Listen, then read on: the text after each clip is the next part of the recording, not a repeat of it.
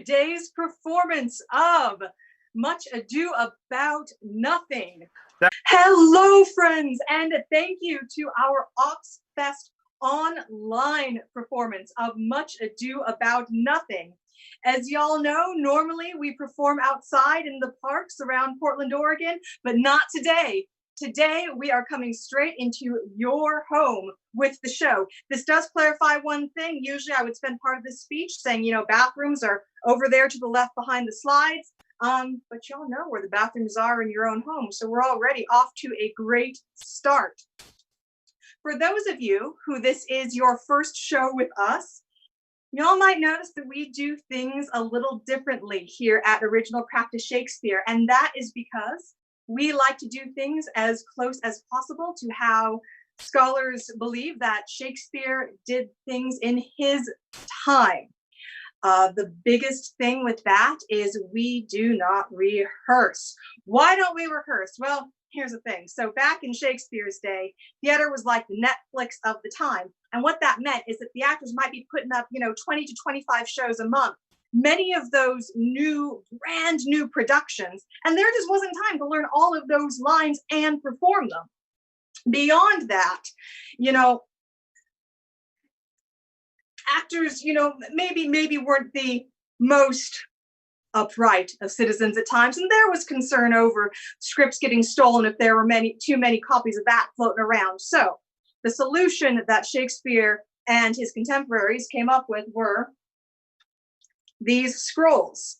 Scroll sounds a little bit like the word roll. That's not a coincidence. And so what we have, which is what the actors of Shakespeare's time had, as far as we can tell, is the last little bit of our cue line and our own lines. Another reason for this, if you think about it, is that there were no copy machines back then. Handwriting all of Hamlet 25 times could get real old real fast. So it was much, much, much easier to just write each individual role out. Now, there were a couple of people who have the script. One of them is a very special person who we'll talk about shortly here, but the other one was the stage manager. The stage manager did have a copy of the script and, kept it locked away under lock and key. Also, there was no copyright back in Shakespeare's time. And so there was nothing really to keep a person from stealing a script and putting it on at their theater. And so a reduction in the number of scripts really sort of moderated how often that could happen. Now, while we do not rehearse, there are a couple of things that we do rehearse. We do rehearse our fights. Obviously, this season's a little bit different, but we do, when we have fights in the parks, rehearse those because our insurance company says we have to. However, in Shakespeare's time, they didn't. Everybody was just great at swordplay, and they ran with it. That's kind of exciting. We also do rehearse our music. We do have the music scored and written out, and you'll get to hear actually quite a bit of lovely music in today's show. We do practice a bit like a sports team. So we do some improv jams together. The great thing about Ops is that, we may do Much Ado a couple times in a season. The actors will also play different parts within the show.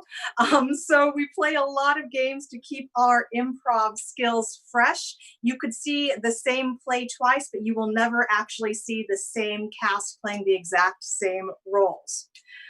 Finally, unlike other theaters, we do like quite a bit of audience interaction. And, there's no reason that has to stop just because everyone's at home. So feel free when something really great happens to cheer, and when something really villainous happens, and there is some treachery in this play, to boo. We also have a unique opportunity, because we are in the online world on these platforms, to express our excitement or disgust with what's happening using the comment feed in both our Facebook and YouTube feeds. We do have hosts keeping up with the comments today, and feel free to interact with them throughout the show. Now, y'all, it is important for me to state that all of our shows are admission free because we strongly, strongly, strongly feel that Shakespeare should be accessible to everyone. However, our actors and our stage management staff are all theater professionals around town, and Ops also very strongly believes in paying their actors and their management team. In order to do this, we have some lovely, lovely sponsors who make all of this possible. First, I have to start with the amazing, the fabulous Ronnie LaCroute, our season sponsor. Ronnie, if you're out there, thank you. Cannot tell you how very, very much we appreciate you.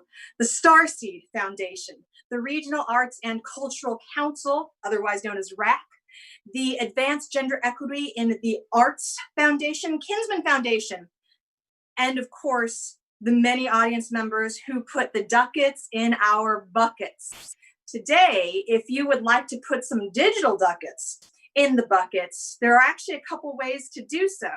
If you look at the platform you're watching from, there should be a little option at the very top of your screen to donate. If you just click on that, it will take you right to our donation site. You can also text to donate, and that's going to be text OpsFest Online, all one word, OpsFest Online, to 44321.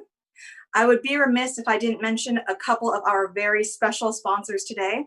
Today, our dear friend Jacob, who is playing the role of Claudio, is sponsored by Annie Ashton, and Caitlin is sponsored by Jeff and Cynthia White. Now, how do you sponsor an actor, you may ask? Well, let me tell you. If you just contact OpsFest, go to opsfest@gmail.com, or to our website, OpsFest, just all one word, OPSFEST. You will see we have these fantastic actor sponsorship packages. If you sponsor an actor, you will get a thank you letter from that actor. And I should clarify, it's opsfest.org, OPSFEST.org, not .com, apologies, .org. You will get a letter from the actor. You will get a picture of one of the actor in action, if you will, on the stage. You will also get a shout out at the top of the show, and you will get a program shout out. So definitely, if you would like to sponsor an actor for a show, go to our website, check it out. We always, always, always are so appreciative of getting a little bit of, extra individual love, because maybe as actors, we have just the teensest bit of very controllable egos. All right. So now that I've talked through what makes us different, now that I've talked you through a little bit of the donation logistics, you remember that I said there was another copy of the script available. And that copy went to a very special person. Now, this person, back in Shakespeare's time, was responsible for making sure that, especially if the actors didn't know how the show should go, and they only had their lines, they didn't know the story, that they didn't just go rogue, right? You want to make sure that, in Romeo and Juliet, for example, that, certain people stay dead when certain people got to stay dead. It's important to the story. You can't have one popping up right there at the end. So we also, in our own company, require someone to wrangle and shape and conduct the chaos, if you will. That is our onstage prompter. And friends, today we have the best of the best. We have the founder of Ops, my dear friend, Mr. Brian Saville Allard. Ladies and gentlemen, welcome to Much Ado About Nothing. You already knew that because Tish started you off with that, but I'm here to be your prompter. That means I have, who gave me all this control? That's ridiculous. Nobody should have ever done that, but that's okay. I promise to let the actors do their jobs too. So my job here is to keep things on track. If things get too slow, I might push people a little bit. If an airplane goes through your house, I might stop the show so that the actors can improvise so you don't miss part of it. You'll just have to let us know an airplane went through your room in the chat. Normally that would be, we would all have that shared experience, but it could happen. It could happen. If something goes amiss, or if I just have a question because I'm curious, I might throw that out there. Ask that actor what exactly is going on. If we have any technical difficulties, I might have to step in, play a different role, play 2, play 4. I could bottom the whole thing and just play everybody myself. I probably won't do that, but I'm thinking about it. All right, so you don't need to hear from me anymore, because except I do want to hear from you. So I want to know in the chat. Go ahead and put this in the chat. If you're in your living room, if you're in your kitchen, or God help us, in your bathroom right now, I want you to go ahead and cheer in the chat. Give us a big cheer. Give us a big woohoo in the chat. I'm looking at it. Anything there? I'm seeing a couple. That's about it. Okay. Now, on the other side of things, if you're in a different room in your house, or if you're out on the lawn, if you got this projected on a big screen on the side of your garage, like I'm sure somebody does, and if not, why aren't you doing that? Seriously, why aren't you doing that? You could do that socially distant. You could have 10 people over. You could watch it on your garage.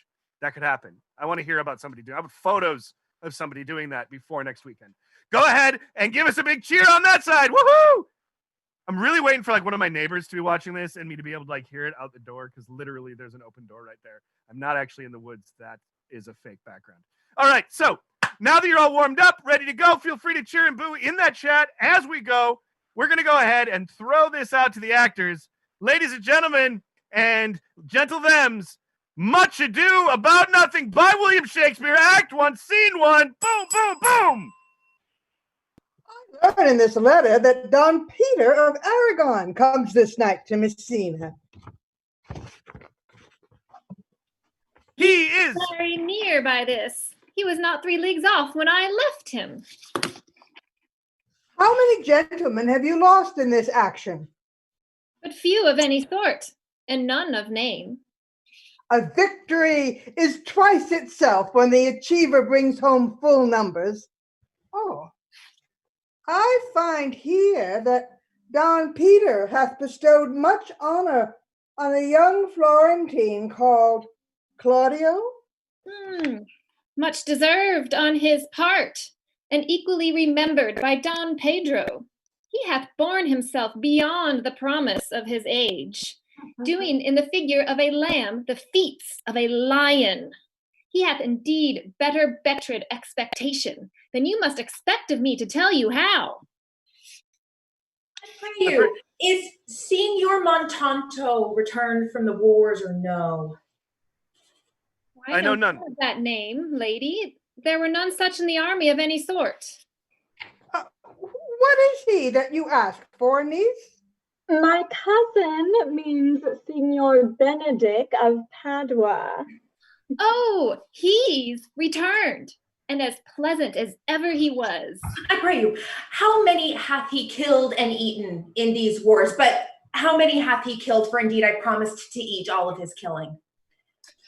He hath done good service, lady, in these wars. You had musty victual, and he hath hope to ease it. He's a very valiant trencherman. He hath an excellent stomach. And a good soldier, too, lady. And a good soldier, too, a lady. But what is he to a lord? A lord to a lord? A man to a man? Stuffed with all honorable virtue. It is so indeed. He is no less than a stuffed man. But for the stuffing, well, we are all mortal. Oh, you must not, sir, mistake my niece. There's a kind of merry war between Signor Benedict and her. They never meet, but there's a skirmish of wit between them. Alas, he gets nothing by that. In our last conflict, 4 of his 5 wits went halting off, and now is the whole man governed with 1. So that if he hath wit enough to keep himself warm, it is all the wealth he have left to be known a reasonable creature. Who is his companion? Now he hath every month a new sworn sibling. It's possible. Is it possible? Very easily possible. He wears his faith, but as the fashion of his hat, it ever changes with the next block. I see. The gentleman is not in your books. No, anywhere I would burn my study. But I pray you, who is his companion? Is there no young squarer now that will make a voyage with him to the devil? He is most in the company of the right noble Claudio. Oh, Lord, he will hang upon them like a disease. He is sooner caught than the pestilence, and the taker runs presently mad. God help the noble Claudio. If they have caught the Benedict, it will cost them £1,000 ere they be cured. I will hold friends with you, lady. Do, good friend. You'll ne'er run mad, niece. No, not till a hot January. Don Pedro is approached. Good, Signor Leonato! If, Signora, you are come to meet your trouble, the fashion of the world is to avoid cost, and you encounter it. Never came trouble to my house in the likeness of your grace. For trouble being gone, comfort should remain. But when you depart from me, sorrow abides, and happiness takes his leave. You embrace your charge too willingly. I think this is your daughter? Oh, yes. Her father has many times told me so. Were you in doubt that you asked him? Signor Benedict, no, for then you were a child. You have it full, Benedict. We may guess by this what you are, being a man. Truly, the lady of fathers herself. Be happy, lady, for you are like your honorable mother. If Signora Leonato be her mother, she would not have her head on her shoulders for Almacina, as like her as she is. I wonder that you still be talking, Signor Benedict. Nobody marks you. What? My dear Lady Disdain, are you yet living? Is it possible Disdain should die when she hath such meat food to feed it as Signor Benedict? Courtesy itself must convert to disdain if you come in her presence. Then is courtesy a turncoat? But it is certain I am loved of all ladies and David K. Martin, only you excepted. And I could find it in my heart that I had not a hard heart, for truly I love none. A dear happiness to woman. They would else have been troubled with a pernicious suitor. I thank God in my cold blood I am of your humor for that. I'd rather hear my cat hiss at a crow than a man swear he loves me. God keep your ladyship in that mind, so some gentleman or other may escape a predestinate scratched face. Oh, scratching could not make it worse, and for such a face as yours were. Oh, well, you are a rare parrot teacher. A bird of my tongue is better than a beast of yours. I would my horse had the speed of your tongue, and so good a continuer. But keep your way in God's name, I have done. You always end with a jade's trick. I know you of old. This is the sum of all. Leonato, noble Claudio, Signor Benedict. My dear friend Leonato hath invited you all. I tell her we shall stay here at the least a month. And she heartily prays some occasion may detain us longer. I swear she is no hypocrite, but prays from her heart. If you swear, my lord, you shall not be forsworn. Let me bid you welcome, my lord. Being reconciled to the prince your brother, I owe you all duty. I thank you. I am not of many words, but I thank you. Please, at your grace, lead on. Oh, your hand, Leonato. We will go together. Benedict, didst thou note the daughter of Madame Leonato? I noted her not, but I looked on her. Is she not a modest young lady? Do you question me as an honest person should do for my simple true judgment? Or would you have me speak after my custom as being a professed tyrant to their sex? No, I pray thee speak in sober judgment. Why, ye faith, methinks she's too low for a high praise, too brown for a fair praise, and too little for a great praise. Only this commendation I can afford her, that were she other than she is, she were unhandsome, and being no other, but as she is, I do not like her. Aye, thou thinkst I am in sport. I pray thee, tell me truly how thou likest her. Would you buy her that you inquire after her? Oh, can the world buy such a jewel? Yea, and a case to put it into. In mine eye, she is the sweetest lady that ever I looked on. Well, I can see yet without spectacles, and I see no such matter. Well, there's her cousin, and she were not possessed with a fury, exceeds her as much as beauty as the 1st of May to the last of December. But I hope you have no intent to turn married, have you? I would scarce trust myself, though I had sworn the contrary, if Hero would be my wife. Ah, it's come to this. In faith, hath not the world one person but will wear their cap with suspicion? Shall I never see a bachelor of 60 again? Go to, if faith, and thou wilt still needs thrust thy neck into a yoke, wear the print of it, and sigh away Sundays. Look, Don Pedro has returned to seek you. What? See, Don Pedro, we can't see you. You're invisible. Oh, yes, there you I was hiding, but I'm are. back now. Oh, thank goodness. I was worried you alive. turned into Oberon. That's right. I was invisible and did overhear. What secret hath held you here that you followed not to Leonato's? I would your grace would constrain me to tell.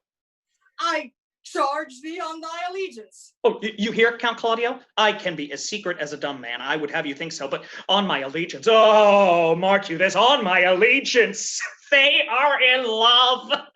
With who? Now, that is your grace's part. Mark you how short their answer is. With Hero, Leonato's short daughter. If this were so, so it were uttered. Amen! If you love her, for the lady is very well worthy.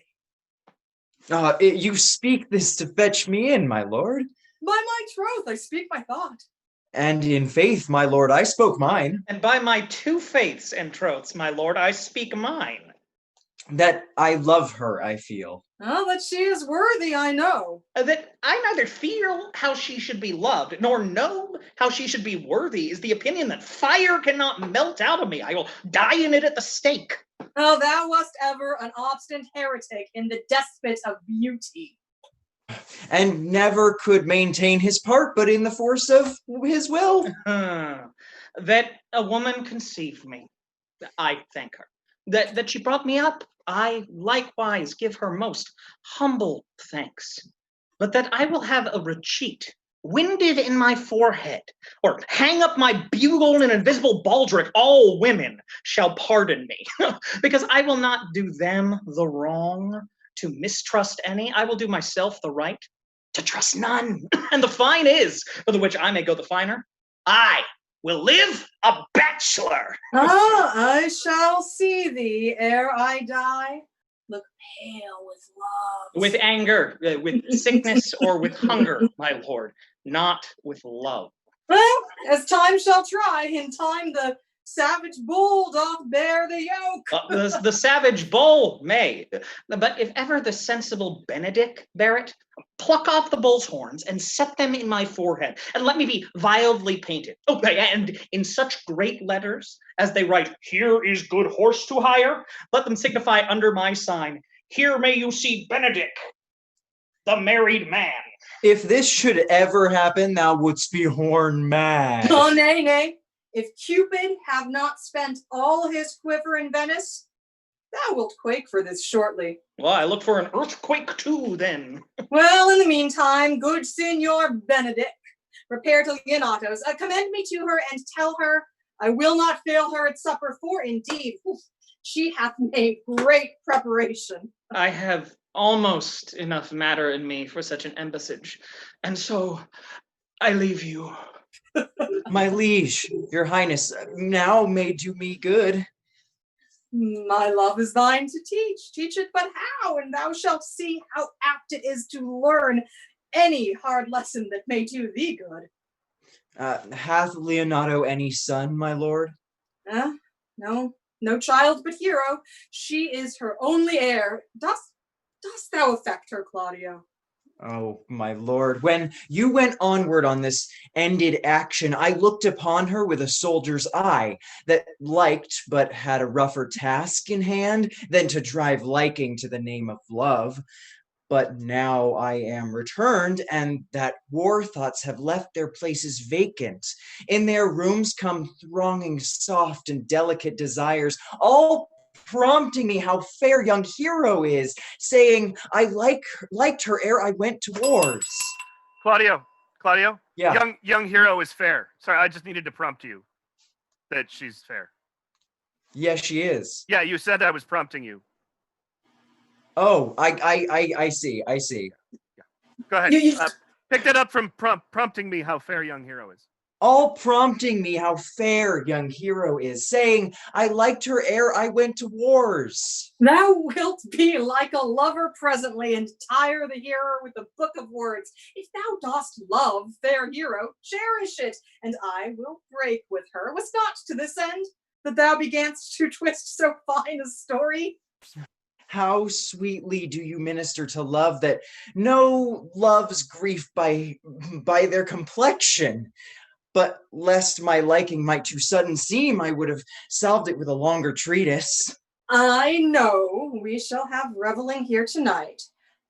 I will assume thy part in some disguise, and tell fair hero, I am Claudio, and in her bosom I'll unclasp my heart and take her. Yeah, Don Pedro, does that seem smart to you? You're gonna disguise yourself as Claudio and ask Hero, is this middle school? Well, funny, actually, while I was at the wars, I had this book, the guy with the nose, Cyrano, and he had someone speak for him, and I haven't gotten to the ending yet, but it seems to be going really well. So I just figure, because I'm smart, because You probably should have read that book, finished it before. Never mind. Go ahead.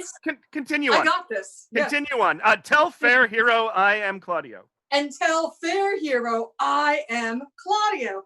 And in her bosom I'll unclasp my heart and take her hearing prisoner with the force and strong encounter of my amorous tale. Then, after, to her mother will I break, and the conclusion is she shall be thine. In practice, let us put it presently, huh? What the good year, my lord? What the good year, my lord? What the has never said. Oh, there is no measure in the occasion that breeds. Therefore, the sadness is without limit. You should hear reason. Oh, and when I have heard it, what blessing bringeth it? If not a present remedy, yet a patient sufferance. Oh, I wonder that thou, being as thou sayest thou art, born under Saturn, goes about to apply a moral medicine to a mortifying mischief. I cannot hide what I am. I must be sad when I have cause and smile at no man's jest. Eat when I have stomach and wait for no man's leisure. Sleep when I am drowsy and tend on no man's business, and laugh when I am merry and claw no man in his humor. Yea, but you must not make the full show of this, till you may do it without controlment. You have of late stood out against your brother, and he hath ta'en you newly into his grace, where it is impossible you should take root, but by the fair weather that you make yourself, it is needful that you frame the season for your own harvest. I'd rather be a canker in a hedge than a rose in his grace. And it better fits my blood to be disdained of all than to fashion a carriage to rob love of any. In this, though I cannot be said to be a flattering, honest man, it must not be denied that I am a plain dealing villain. Therefore, I have decreed not to sing in my cage. If I had my mouth, I would bite. If I had my liberty, I would do my liking. In the meantime, let me be that I am, and seek not to alter me. Can you make no use of your discontentment? I will make all use of it, for I use it only. Who comes here? What news, Braccio? I come yonder from a great supper. The prince, your brother, is royally entertained by Leonardo. And I can give you intelligence. of an intended marriage. Ah, Hmm. good sir, for any model to build mischief on? Is it he for a fool that, or what is he for a fool that betroths himself to unquietness? Mary, it is your brother's right hand. Who? The most exquisite Claudio. Even they. Proper squire. And who? And who? Which way look they? Mary on Hero, the daughter and heir of Leonardo. Ah, yeah, very forward march chick. How came you to this? Well, being entertained for a perfumer as I was smoking a musty room, comes me, the prince and Claudio, hand in hand in sad conference. I whipped behind the arras, and there heard it agreed upon that the prince should woo Hero for himself, and having obtained her, give her to Count Claudio. Oh! Huh. Come, let us thither. This may prove food to my displeasure. That young startup hath all the glory of my overthrow. If I can cross him any way, I bless myself every way. You are sure, and will assist me? To the death, my lord. Well, let us to the great supper. There cheers in the greater than I am subdued. Would the cook were of my mind. Shall we go prove what's to be done? No, we'll wait upon your lordship. Was not Count John here at supper? I saw him not. How tartly that gentleman looks. I can never see him, but I'm heartburned an hour after. He is of a very melancholy disposition. He were an excellent man that were made just in the midway between him and Benedict. The one is too like an image, says nothing. The other too like my lady's eldest son, evermore tattling. Oh, then half Signor Benedict's tongue in Count John's mouth, and half Count John's melancholy in Signor Benedict's face. With a good leg and a good foot, and he and money enough in his purse, such a man would win any woman in the world if he could get her goodwill. Oh, by my troth, niece, thou wilt never get thee a husband, if thou be so shrewd of thy tongue. Just for the which blessing I am upon my knees every morning and evening. Lord, I could not endure a husband with a beard on his face. I'd rather lie in the woolen. You may light upon a husband that hath no beard. Well, what would I do with him? Dress him in my apparel and make him my waiting gentlewoman? He that hath a beard is more than a youth, and he that hath no beard is less than a man. He that is more than a youth is not for me, and he that is less than a man, I am not for him. Therefore, I will e'en take 6 pence in earnest of the bear herd and lead his apes into hell. Well, then go you into hell. No, but to the gate. And there the devil will meet me like an old cuckold with horns on his head and say, get you to heaven, Beatrice, get you to heaven. Here's no place for you, maid. So deliver I up my apes and away to St. Peter for the heavens. He shows me where the bachelors sit, and there live we as merry as the day is long. Well, niece, I hope to see you one day fitted with a husband. Not till God make men of some other metal than earth. Would it not grieve a woman to be overmastered with a piece of valiant dust, to make account of her life to a clod of wayward marl? No, Auntie, I'll none. Adam's sons are my brethren, and truly I hold it a sin to match with my kindred. Daughter, remember what I told you. Now, if the prince do solicit you in that kind, you know your answer. The fault will be in the music. Cousin, if you be not wooed in good time, if the prince be too important, tell him there's measure in everything, and so dance out the answer. Oh, cousin, you apprehend passing shrewdly. I have a good eye, Auntie. I can see a church by daylight. Oh, the revelers are entering. Make good room.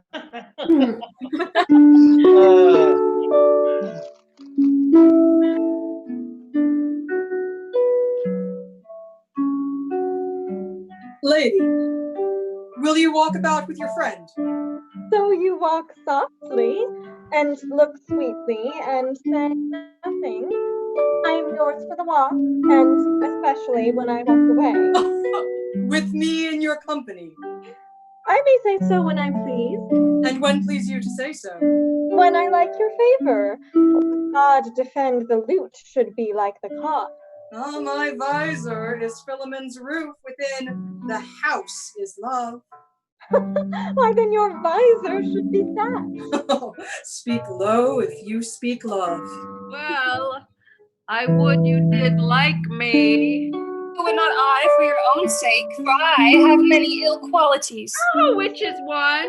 I say my prayers aloud. I love you the better. The hearers may cry amen. God match me with a good dancer. Amen. And God keep him out of my sight when the dance is done. Will you not tell me who told you so? No, you shall pardon me. Nor will you not tell me who you are? Not now. That I was disdainful, that I had my good wit out of 100 merry tales. Well, this was Signor Benedict that said so. What's he? I'm sure you know him well enough. Not I, believe me. He never make you laugh? Well, I pray you, what is he? Why, he is the prince's jester, a very dull fool. Only his designing impossible standards, none but libertines. The lie to him, and the commendation is not in his wit, but in his villainy, for he both pleases men and angers them. And then they laugh at him and beat him. I'm sure he's in the fleet. I would he'd board at me. When I know the gentleman, I'll tell him what you say. Do. He'll but break a comparison or two on me, which peradventure, not marked nor laughed at, strikes him into melancholy. And then there's a partridge wing save for the fool will eat no supper that night. We must follow the leaders. In every good thing. Nay, if they lead to any ill, I will leave them at the next turning. Well, yes. My brother is amorous on Hero, and hath withdrawn her mother to break with him about it. The ladies follow her, and but one visor remains. And that is Claudio. I know them by their bearing. Are not you Signor Benedict? You know me well. I am he. Signor, you are very near my brother in his love. He is enamored on Hero. I pray you, dissuade him from her. She is no equal for his birth. You may do the part of an honest man in it. How know you he loves her? I heard him swear his affection. So did I too, and he swore he would marry her tonight. Indeed. Well, come, let us to the banquet. Thus answer I in the name of Benedict, but hear these ill newses with the ears of Claudio. 'Tis certain so the prince woos for himself. Friendship is constant in all other things, save for the office of and affairs of love. Therefore, all hearts in love use their own tongues. Let every eye negotiate for itself, and trust no agent. For beauty is a witch, against whose charms faith melteth into blood. Farewell, therefore, hero. Count Claudio! Yea, the same. Come, will you go with me? Whither? Even to the next willow, for the prince hath got your hero. I wish him joy of her. Why, that's spoken like an honest drovier. So they sell bullocks. Well, but did you think the prince would have served you thus? I pray you leave me. How now? You strike like the blind man. 'Twas the boy that stole your meat, and you'll beat the post. If it will not be, I'll leave you. Alas, poor hurt fowl. Now will they creep into sedges. But that my lady Beatrice should know me and not know me? The prince is fool. It may be that I go under that title because I am merry. Yeah, but so I am apt to do myself wrong. I am not so reputed. It is the base, though bitter, disposition of Beatrice that puts the world into her person and so gives me out. Well, I'll be revenged as I may. The Lady Beatrice hath a quarrel to you. The gentleman that danced with her told her she is much wronged by you. Oh, she misused me past the endurance of a block. An oak, but with one green leaf on it, would have answered her. My very visor began to assume life and scold with her. She told me, not thinking I had been myself, that I was the prince's jester, and that I was duller than a great thaw, hurtling jest upon jest with such impossible conveyance upon me that I stood like a man at a mark with a whole army shooting at me. She speaks poignards, and every word stabs. If her breath were as terrible as terminations, there were no living near her. She would infect to the North Star. I would not marry her, though she were endowed with all that Adam had left before he transgressed. She would have made Hercules turn in the spit, yea, and cleft his club to make the fire too. Come, talk not of her. You shall find her the infernal Ate in good apparel. I would to God some scholar would conjure her. For certainly, while she is here, a man may live as quiet in hell as in a sanctuary, and people sin upon purpose because they would go thither. So indeed, all disquiet, horror, and perturbation follows her. Oh, look, here she comes. Will your grace command me any service to the world's end? I will go on the slightest errand now to the Antipodes that you can devise to send me on. I will fetch a toothpicker now from the furthest inch of Asia. Bring you the length of Prester John's foot. Fetch you a hair off the great Cam's beard. Do you any embassage to the pygmies rather than hold 3 words conference with this harpy? You have no employment for me.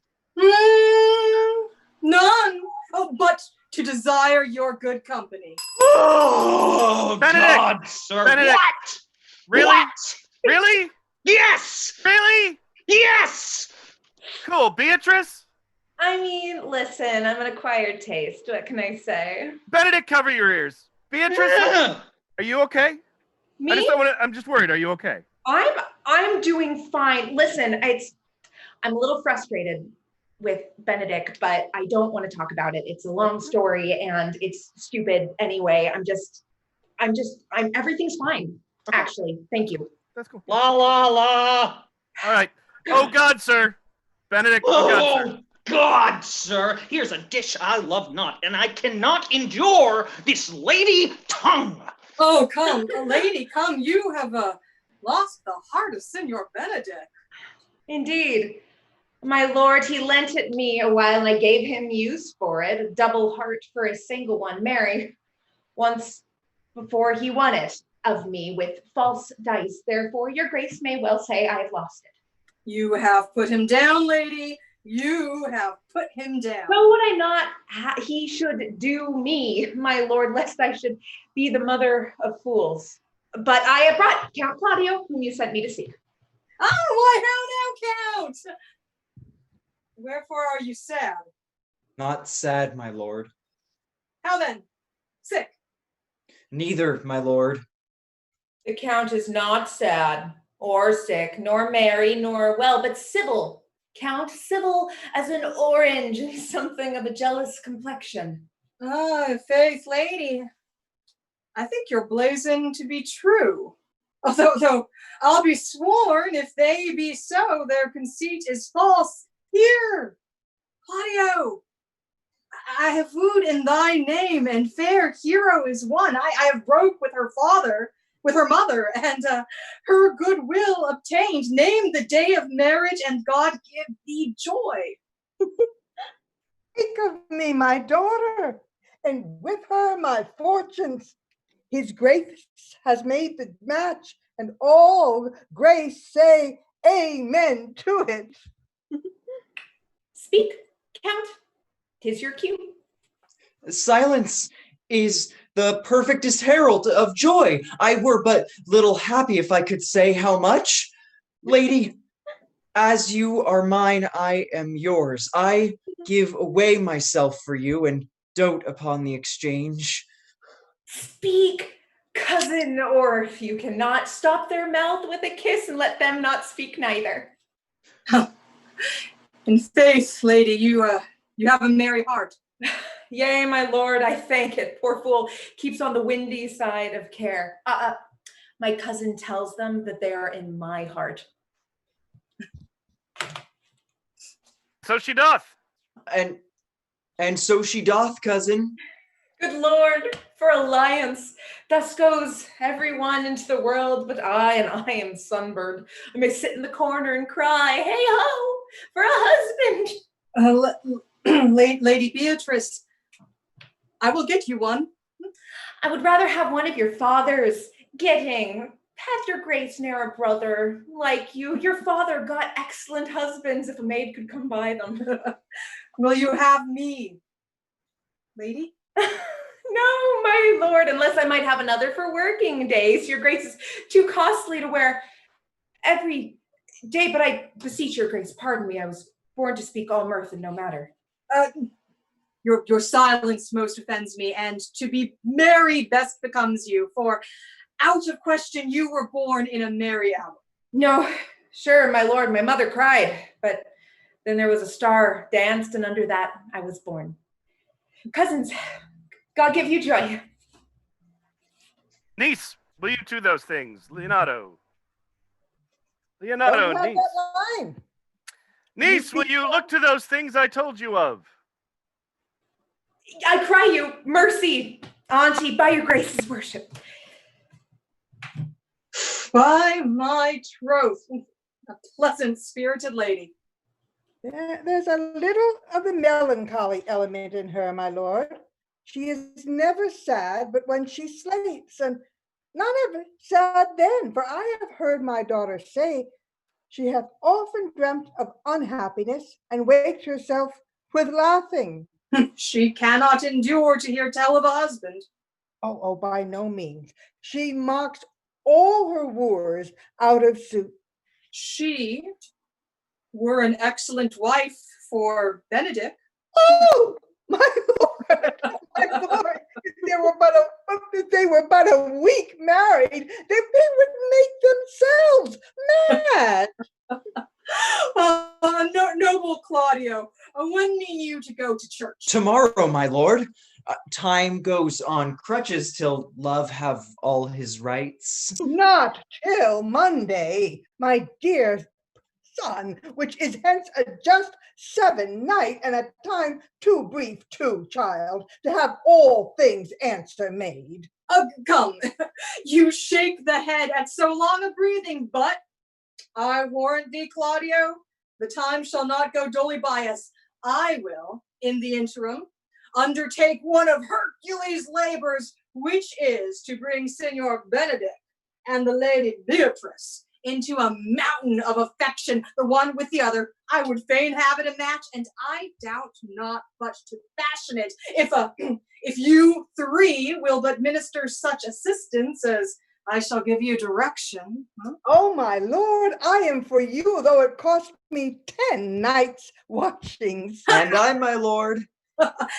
And you too, gentle hero? I will do any modest office, my lord, to help my cousin to a good husband. I will teach you how to humor your cousin, that she shall fall in love with Benedict, and I, with your 2 helps, will so practice on Benedict that, in despite of his quick wit and his queasy stomach, he shall fall in love with Beatrice. If we can do this, Cupid is no longer the archer. His glory shall be ours, for we are the only love gods. Go in with me, and I will tell you my drift. It is so. The noble Claudio shall marry the daughter Leonato. Yea, my lord, but I can cross it. Any bar, any cross, any impediment will be medicinable to me. I am sick in displeasure to him. And whatsoever comes athwart his affections ranges evenly with mine. How canst thou cross this marriage? Honestly, my lord, but so covertly that no dishonesty shall appear in me. Show me briefly how. I think I told your lordship a year since how much I am in the favor of Margaret, the waiting gentlewoman to Hero. I remember. I can at any unseasonable instant of the night appoint her to look out at her lady's chamber window. What life is in that, to be the death of this marriage? The poison of that lies in you to temper. Go you to the prince your brother, spare not to tell him that he hath wronged his honor in marrying the renowned Claudio, whose estimation do you mightily hold up, to a contaminated, stale such a one as Hero. What proof shall I make of that? Proof enough to misuse the prince, to vex Claudio, to undo Hero, and kill Leonato. Look you for any other issue? Only to despite them. I will endeavor anything. Go then. Find me a meet hour to draw on Pedro and the Count Claudio alone. Tell them that you know that Hero loves me. Intend of kind of zeal, both to the prince and Claudio, as in a love of your brother's honor, who hath made this match, and his friend's reputation, who is thus like to be cousin with the semblance of a maid, that you have discovered thus. They will scarcely believe this without trial. Offer them instances which shall bear no less likelihood than to see me at her chamber window, hear me call Margaret Hero, hear Margaret term me Claudio, and bring them to see this the very night before the intended wedding. For in the meantime, I will so fashion the matter that Hero shall be absent, and there shall appear such seeming truths of Hero's disloyalty that jealousy shall be called assurance, and all the preparation overthrown. Grow this to what adverse issue it can. I will put it in practice. Be cunning in the working this, and thy fee is 1,000 ducats. Be thou constant in the accusation, and my cunning shall not shame me. I will presently go learn the day of their marriage. I do much wonder that one man, seeing how much another one is a fool when they dedicate themselves, their behaviors to love, will, after they have laughed at such shallow follies in others, become the argument of their own scorn by falling in love. And such a one is Claudio. I have known when there was no music with them, but the drum and the fife. And now had they rather hear the tabor and the pipe. I have known when they would have walked 10 mile afoot to see a good armor, and now will they lie 10 nights awake, carving the fashion of a new doublet. They were wont to speak plain and to the purpose like an honest one and a soldier, and now are they turned orthography, their words a very fantastical banquet, just so many strange dishes. May I be so converted and see with those eyes? I cannot tell. I think not. I will not be sworn, but love may transform me to an oyster. But I'll take my oath on it. Till he have made an oyster of me, he shall never make me such a fool. One woman is fair, yet I am well. Another is wise, yet I am well.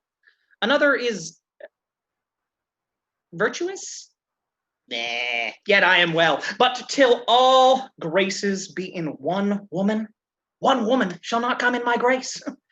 Rich shall she be, that's certain. Wise, or I'll none. Virtuous, or I'll never cheapen her.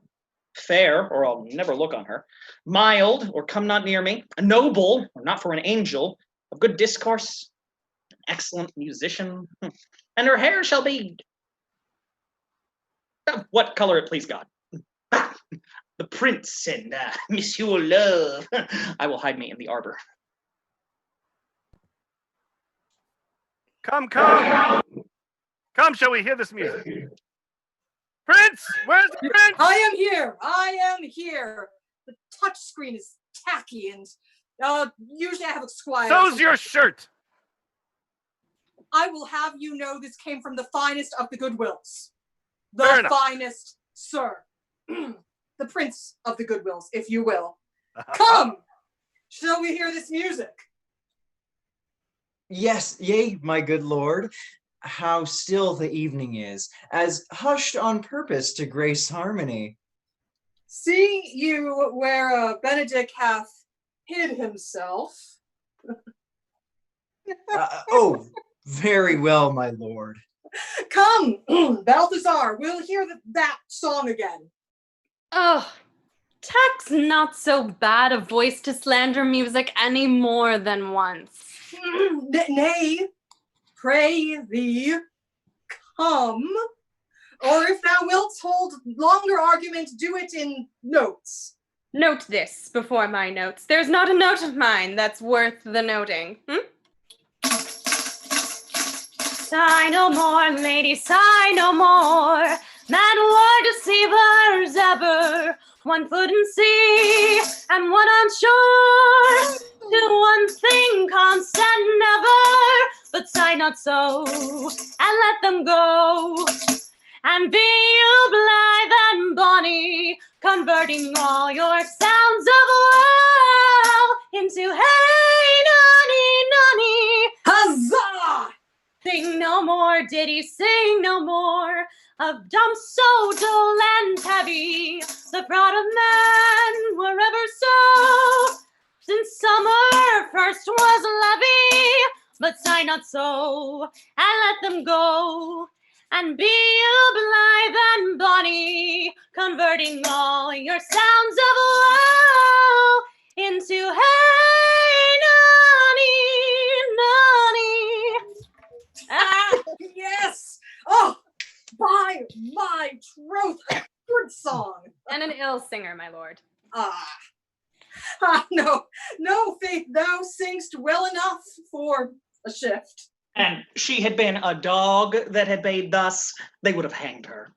Yea, Mary, dost thou hear, Balthazar? Oh, I pray thee, give us some excellent music for tomorrow night. We would have it at the Lady Hero's chamber window. The best I can, my lord. Do so. Farewell. Yeah? Oh, come hither, Leonardo.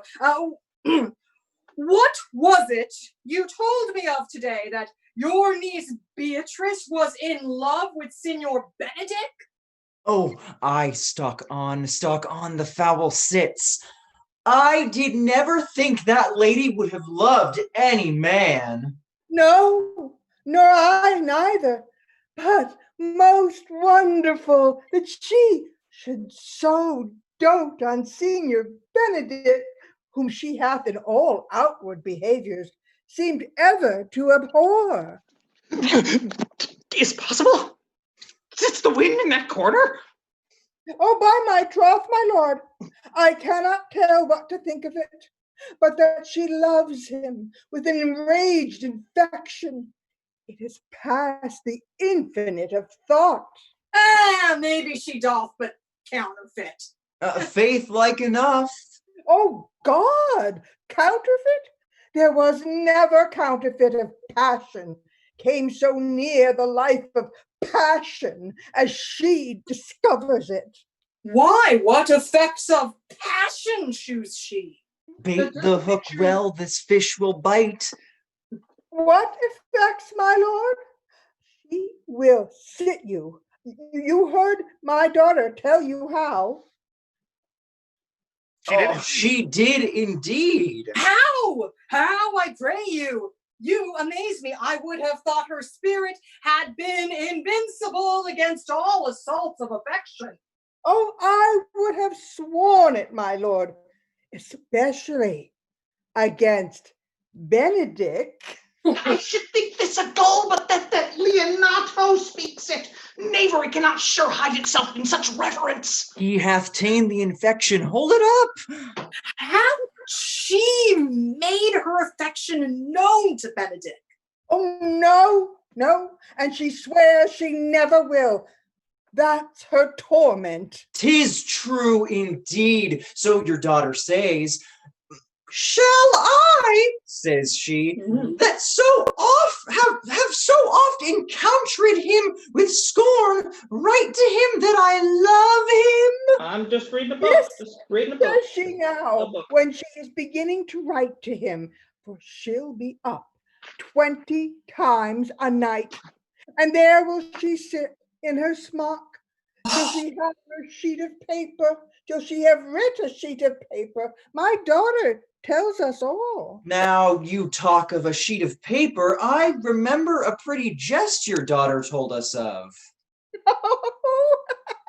When she had read it and was reading it over, she found Benedict and Beatrice between the sheets. That Exam pursued by bear. Oh, she tore the letter. Oh, she tore the letter into 1,000 halfpence, raved at herself that she would be so immodest to write to one that she knew would flout her. I measure him, says she, by my own spirit, for I should flout him if he write to me. Yea, though I love him, I should.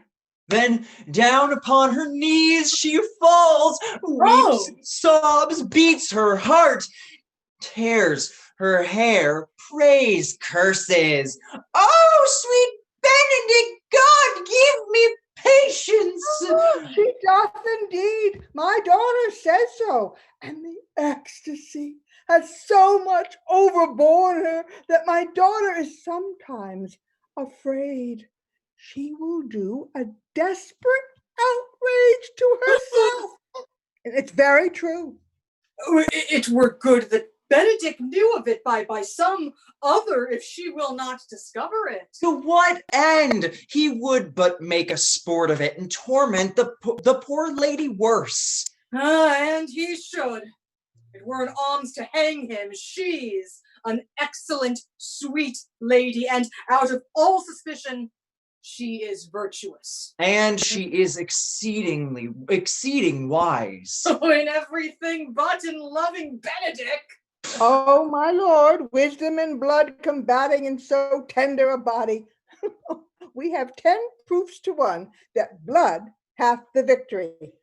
I am sorry for her, as I have just cause, being her aunt and her guardian. I would she had bestowed this dotage on me. I would have daffed all other respects and made her half myself. I pray you tell Benedict of it and hear what he will say.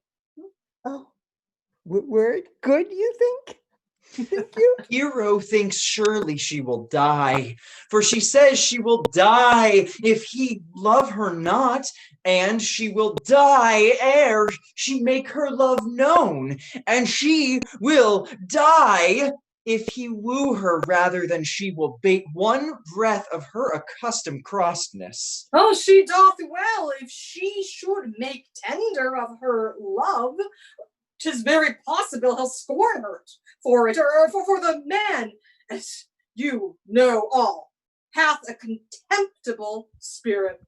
Well, I am sorry for your niece. Shall we go see Benedict and tell him of her love? Never tell him. Let her wear it out with good counsel. Nay, that's impossible, Leonardo. Nay, that's impossible. She may wear her heart out first. Well, we will hear further of it by your daughter. Let it cool the while. I love Benedict well, and I could wish he would modestly examine himself to see how much he is unworthy to have so good a lady. My lord, will you walk? Dinner is ready. If he do not dote on her upon this, I will never trust my expectation. Let there be the same net spread for her, and that must your daughter and her gentlewoman carry, the sport will be.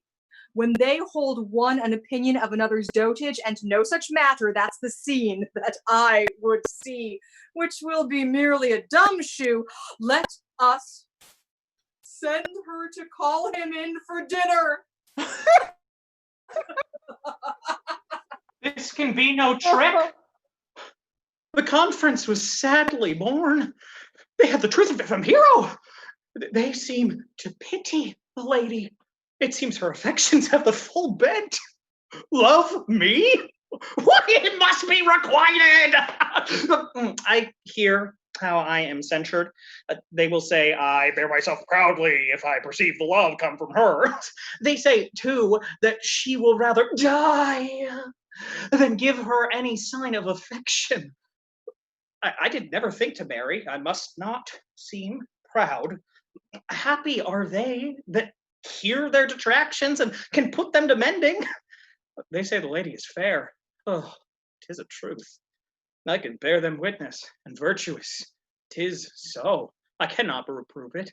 And wise, but for loving me. By my troth, it is no addition to her wit. Nor no great argument of her folly.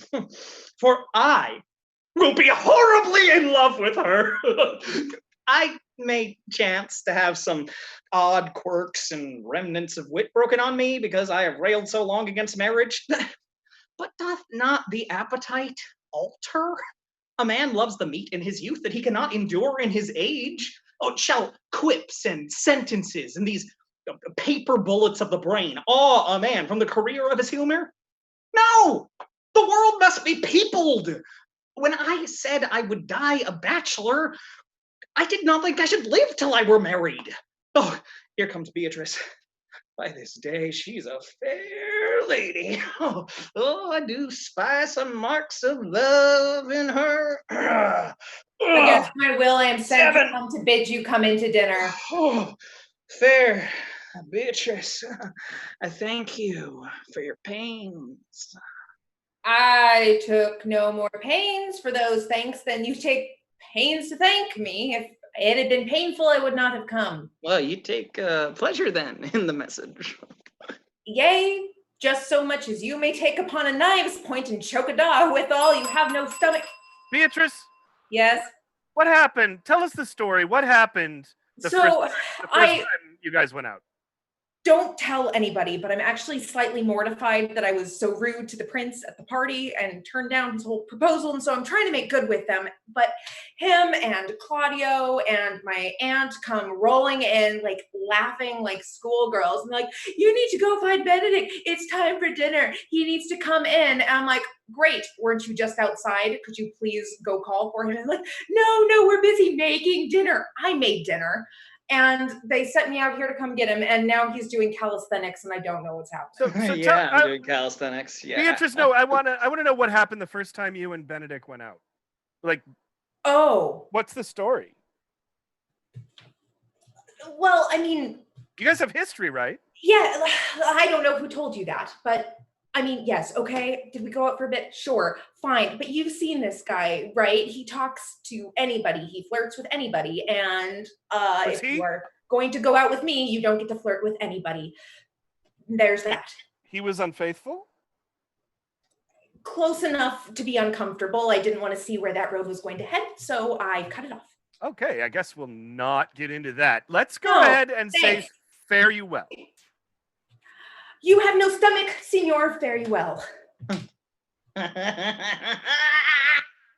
Against my will, I am sent to bid you come into dinner. There's a double meaning in that. I look no more pains for those thanks than you took pains to thank me. Well, that's much to say. Any pains that I take for you are as easy as thanks. If I do not pity of her, I am a villain. If I do not, what? Yeah. Your perspective. What happened when you two went out? Well, you know, I was flirting around with some ladies about a year ago before we went off to war against Don John, and she's super pretty. So, I asked her if she wanted to go out, and when you're dating people, you kind of date multiple people at the same time. That's the kind of thing. You're like trying to get, see what's out there and that kind of thing. Did she know you were doing that? Well, I mean, it's obvious whenever you date some people. Like, if you just call it dating, then you're just dating multiple people. I'm going to recommend communication. What's that? Going forward, just talking. Just talk to her in the Sorry, future. what? Ground rules. Okay, let's just move on. If I do not take pity of her? If I do not take pity of her, I'm a villain. If I do not love her, I am a brute.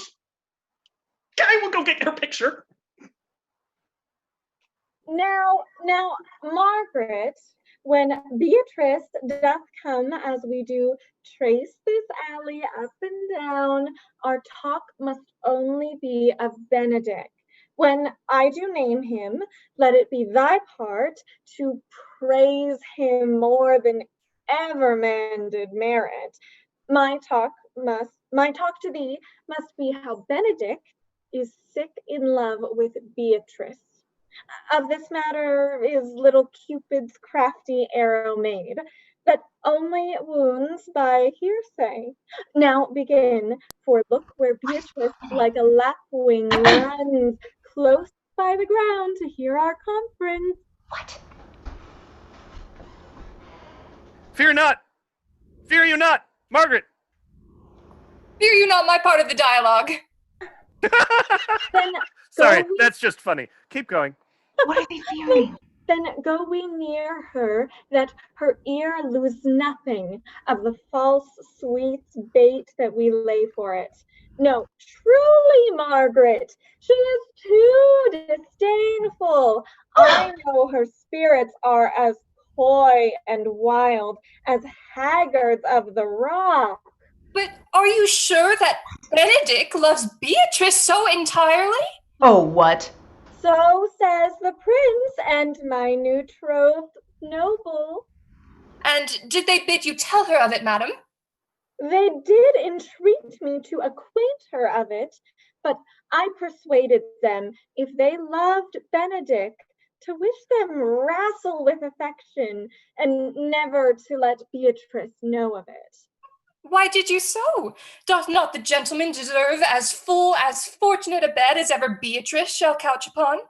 Oh, God of love! I know he doth deserve as much as may be yielded to a man, but nature never framed a woman's heart of prouder stuff than that of Beatrice. Disdain and scorn ride sparkling in her eyes, misprizing what they look on, and her wit values itself so highly that to her all matter else seems weak. She cannot love, nor take no shape, nor project of affection. She is so self-endeared. Sure, I think so. And therefore certainly it were not good she knew his love, lest she make sport at it. Why, you speak truth. I never yet saw a man how wise, how noble, young, how rarely featured, but she would spell him backward. If fair-faced, she would swear the gentleman should be her sister, made a foul blot. If tall, a lance ill-headed. If low, an agate very wildly cut. If speaking, why, a vein blown with all winds. If silent, why, a block moved with none. So turns she every man the wrong side out, and never gives to truth and virtue that which simpleness and merit purchaseth. Sure, such carping is not commendable. I do not carp. Tell her so. If I should speak, she would mock me into air. Oh, she would laugh me out of myself, press me to death with wit. Therefore, let Benedick, like covered fire, consume away in sighs, waste inwardly. it were a better death to die with mocks, which is as bad as die with tickling. Oh, yet tell her of it. Hear what she will say.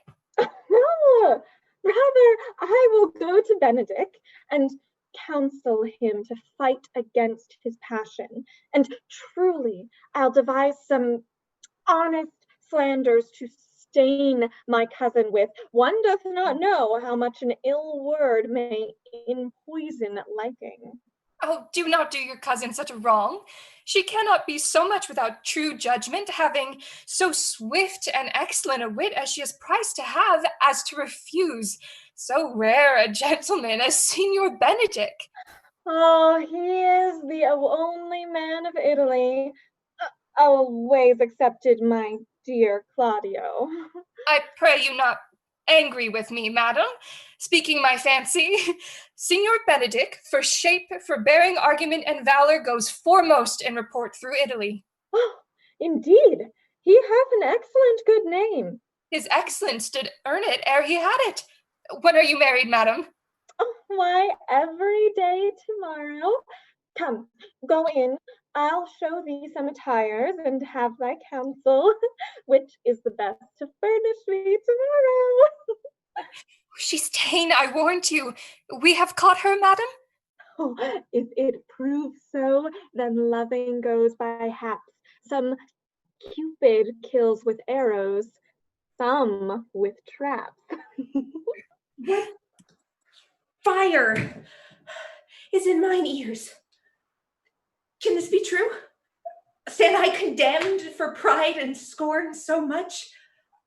Contempt, farewell, and maiden pride, adieu, no glory lives behind the back of such, and Benedick, love on, I will requite thee, taming my wild heart to thy loving hand. If thou dost love my kindness, shall incite thee to bind our loves up in a holy band, for others say thou dost deserve, and I believe it better than reportingly. I do but stay till your marriage be consummate, and then I go on toward Aragon. I'll bring you thither, my lord, if you'll vouchsafe me. Oh, nay, that would be as great a soil in the new gloss of your marriage as to shew a child their new coat and forbid them wear it. I will only be bold with Benedick for his company, for from the crown of his head to the sole of his foot, he is all mirth. He hath twice or thrice cut Cupid's bowstring, and the little hangman dare not shoot at him. He hath a heart as sound as a bell, and his tongue is the clapper, for what his heart thinks, his tongue speaks, huh? Gallant, I am not as I have been. So say I. Methinks you are sadder. I hope he be in love. Ah, hang him, truant. There's no true drop of blood in him to be truly touched with love. If he be sad, he wants money. So I have the toothache. Oh, draw it. Hang it. You must hang it first and draw it afterwards. What? Sigh for the toothache. Yet, say I, he is in love. There's no appearance of fancy in him. He is no fool for fancy, as you would have it to appear he is. If he be not in love with some woman, there is no believing old signs. Brushes his hat of the mornings. What should that bode? Nope. Hath any man or one or woman seen him at the barber's? No, but the barber's man hath been seen with him. Nay, rubs himself with civet. Can you smell him out by that? Oh, that's as much as to say the sweet youth's in love. The greatest note of it is in his melancholy. And when was he wont to wash his face? Oof, indeed. That tells a heavy tale for him. Conclude, he is in love. Hey, but I know who loves him. That would I know too. I warrant one that knows him not. Yes, and his ill conditions, and it is in despite of it all, dies for him. Oh, she shall be buried with her face upwards. Yet is this no charm for the toothache? Old Signora, walk aside with me. I have studied 8 or 9 wise words to speak with you, which these hobby horses must not hear. Oh, for my life to break with her about Beatrice. Oh, 'tis even so. Hero and Margaret have by this played their parts with Beatrice, and then the two bears will not bite one another when they meet. My lord and brother, God save you. Good den, brother. If your leisure served, I would speak with you. In private?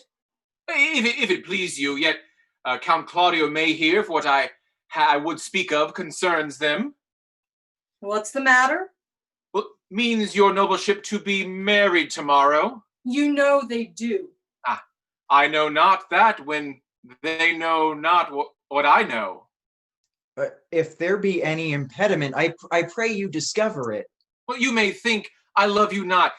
Let that appear hereafter, and aim better at me, but by that I now will manifest. For my brother, I think he holds you well, and in dearest of heart, hath hope to effect your ensuing marriage. Surely suit outspent, and labor ill bestowed. Why, what's the matter? Well, I came hither to tell you, and circumstances shortened, for she hath been too long a talking of. The lady is disloyal. Who, Hero? Even she, Leonate's hero, your hero, everyone's hero. Disloyal? Yeah, the word is too good to paint out her wickedness. I could say she were worse. Think you of a worse title, and I will fit her to it. Wonder not till further warrant. Go but with me tonight. You shall see her chamber window entered, even the night before her wedding day. If you love her, then tomorrow wed her. But it would better fit your honor to change your mind. May this be so? I will not think it. Now, if you did not trust that you see, confess not what you know. If you will follow me, I will show you enough. And when you have seen more and heard more, proceed accordingly. If I see anything tonight, why, I should not marry her tomorrow in the congregation where I should wed. There I will shame her. And as I wooed for thee to obtain her, I will join with thee to disgrace her. I will disparage her no farther, till you are my witnesses. Bear it coldly, but till tonight, and let the issue show itself. Oh, day untowardly turned. Oh, mischief, strangely thwarting. Oh, plague right well prevented. So will you say when you have seen the sequel. Oh, intermission so quickly upon us. It is indeed halftime, my friends. And I will pass things over to our wonderful pre-show speaker, Tish, who will let you know what's going on. Hello, friends. Well, I feel like everything's going pretty much according to plan so far. I'm not sure what could possibly go awry. Anyhow, we're just going to take an 8-minute break. Go ahead, grab yourselves a snack. Concessions can be found in your very own kitchen. Give the actors a chance to get some hydration. Give our prompter a chance to actually leave their chair just for a moment. We will be joining you back at 8, but in the meantime, please do enjoy the beautiful playing of our very own company musician and harpist extraordinaire, Rachel Saville.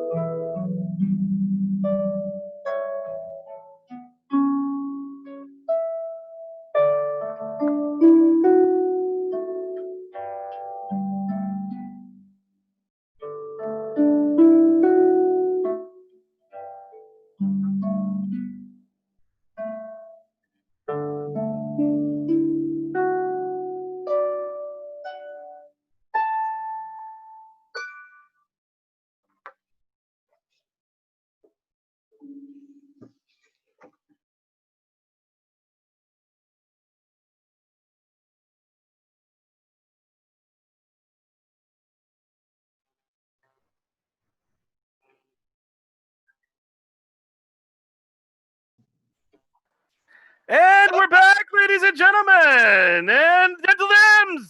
How's everybody doing out there today? How you doing? Go ahead and say in the chat, say how you're doing. I want to see chat saying how they're doing. All I'm seeing so far is lovely harp playing, which is true. But I want to see exactly what you're thinking, exactly what you're feeling. I want to see it and hear it. That's what I want in the chat, but I'm not seeing it. So I guess we'll get back to the play. You're just here for this Shakespeare. You're not here to talk to me. And that is, somebody's doing great. Thank goodness. All right. Guess what? There's characters you haven't even seen yet. That's how crazy this play is, right? We are about to start a scene with 5 characters that you haven't even seen yet. So I just want to remind everybody that up at the top of your little chat program, just peachy, well, that's one way to be.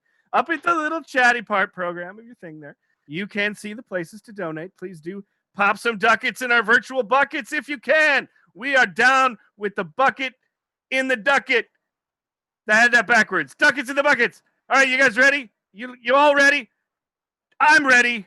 And you're ready for Dogberry because that's what most of you came here to see. So I'm going to be quiet and head on over to William Shakespeare's Much Ado, spelled with an E, about nothing.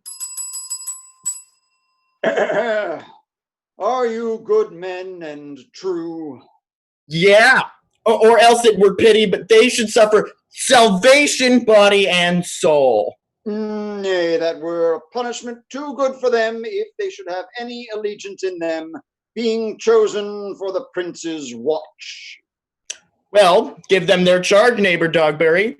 First, who think you the most desertless man to be constable?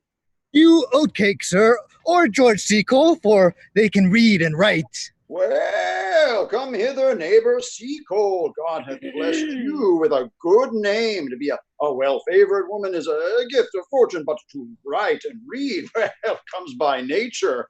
Both which, Master Constable? Oh, you have, yes, I knew it would be your answer. Well, for your favor, lady, why give God thanks and make no boast of it. And for your writing and reading, let that appear when there is no need of such vanity. You are thought here to be the most senseless and fit one for the constable of the watch. Therefore, bear you the lantern. This is your charge, yes. You shall comprehend all vagrom men. You are to bid any man stand in the prince's name. How if it will not stand? Why, then, take no note of him, but let him go, and presently call the rest of the watch together, and thank God you are rid of a knave. If he will not stand when he is bidden, he is none of the prince's subjects. True, and they are to meddle with none but the prince's subjects. You shall also make no noise in the streets, for the watch to babble and talk is most tolerable. Yes. And not to be endured. Well, we will rather sleep than talk. We know what belongs to the watch. You speak like an ancient and most quiet watchman, for I cannot see how sleeping should offend. Well, you are to call at all the alehouses and bid them that are drunk to get them to bed. How if they will not? Why, then, let them alone till they are sober. If they make you then not the better answer, you may say they are not the men you took them for. Well, sir. If you meet a thief, you may suspect him, by virtue of your office, to be no true man, and for such kind of men, the less you meddle or make with them, why, the more is for your honesty. Now, if we know him to be a thief, shall we not lay hands on him? Truly, by your office you may, but I think they that touch pitch be defiled. The most peaceable way for you, if you do take a thief, is to let him show himself what he is and steal out of your company. You've been always called a merciful man, partner. Oh, truly, I would not hang a dog by my will, much more a man who hath any honesty in him. If you hear a child cry in the night, you must call to the nurse and bid her still it. How? if the nurse be asleep and will not hear us? Why then you depart in peace and let the child wake her with crying. Dogberry. Yes. Dogberry, what was your job interview like for this position? I don't remember it very well. I answered an ad that I thought was for some sort of janitorial position, and they handed me some things that didn't look like janitor implements, sort of like the lanthorn that I handed off. And there was some sort of a badge that I've long since lost. I assumed that was some sort of key card to get in. So you were confused. And was it with the prince? Who was it that hired you for this position? Let's say yes. Okay. I don't know about y'all, but I'm a little worried about the legitimacy of this night watch. But I think we should just move on forward under the best impressions that it's at least as legitimate as the Portland Police Department. All right. I believe we'll pick up right where we were. Let the child wake her with crying, for the ewe that will not hear her lamb when it bays will never answer a calf when he bleats. Is very true. This is the end of the charge. You, constable, are to present the prince's own person. If you meet the prince in the night, you may stay him. Nay, by'r lady, I think I cannot. 5 shillings to 1 on't with.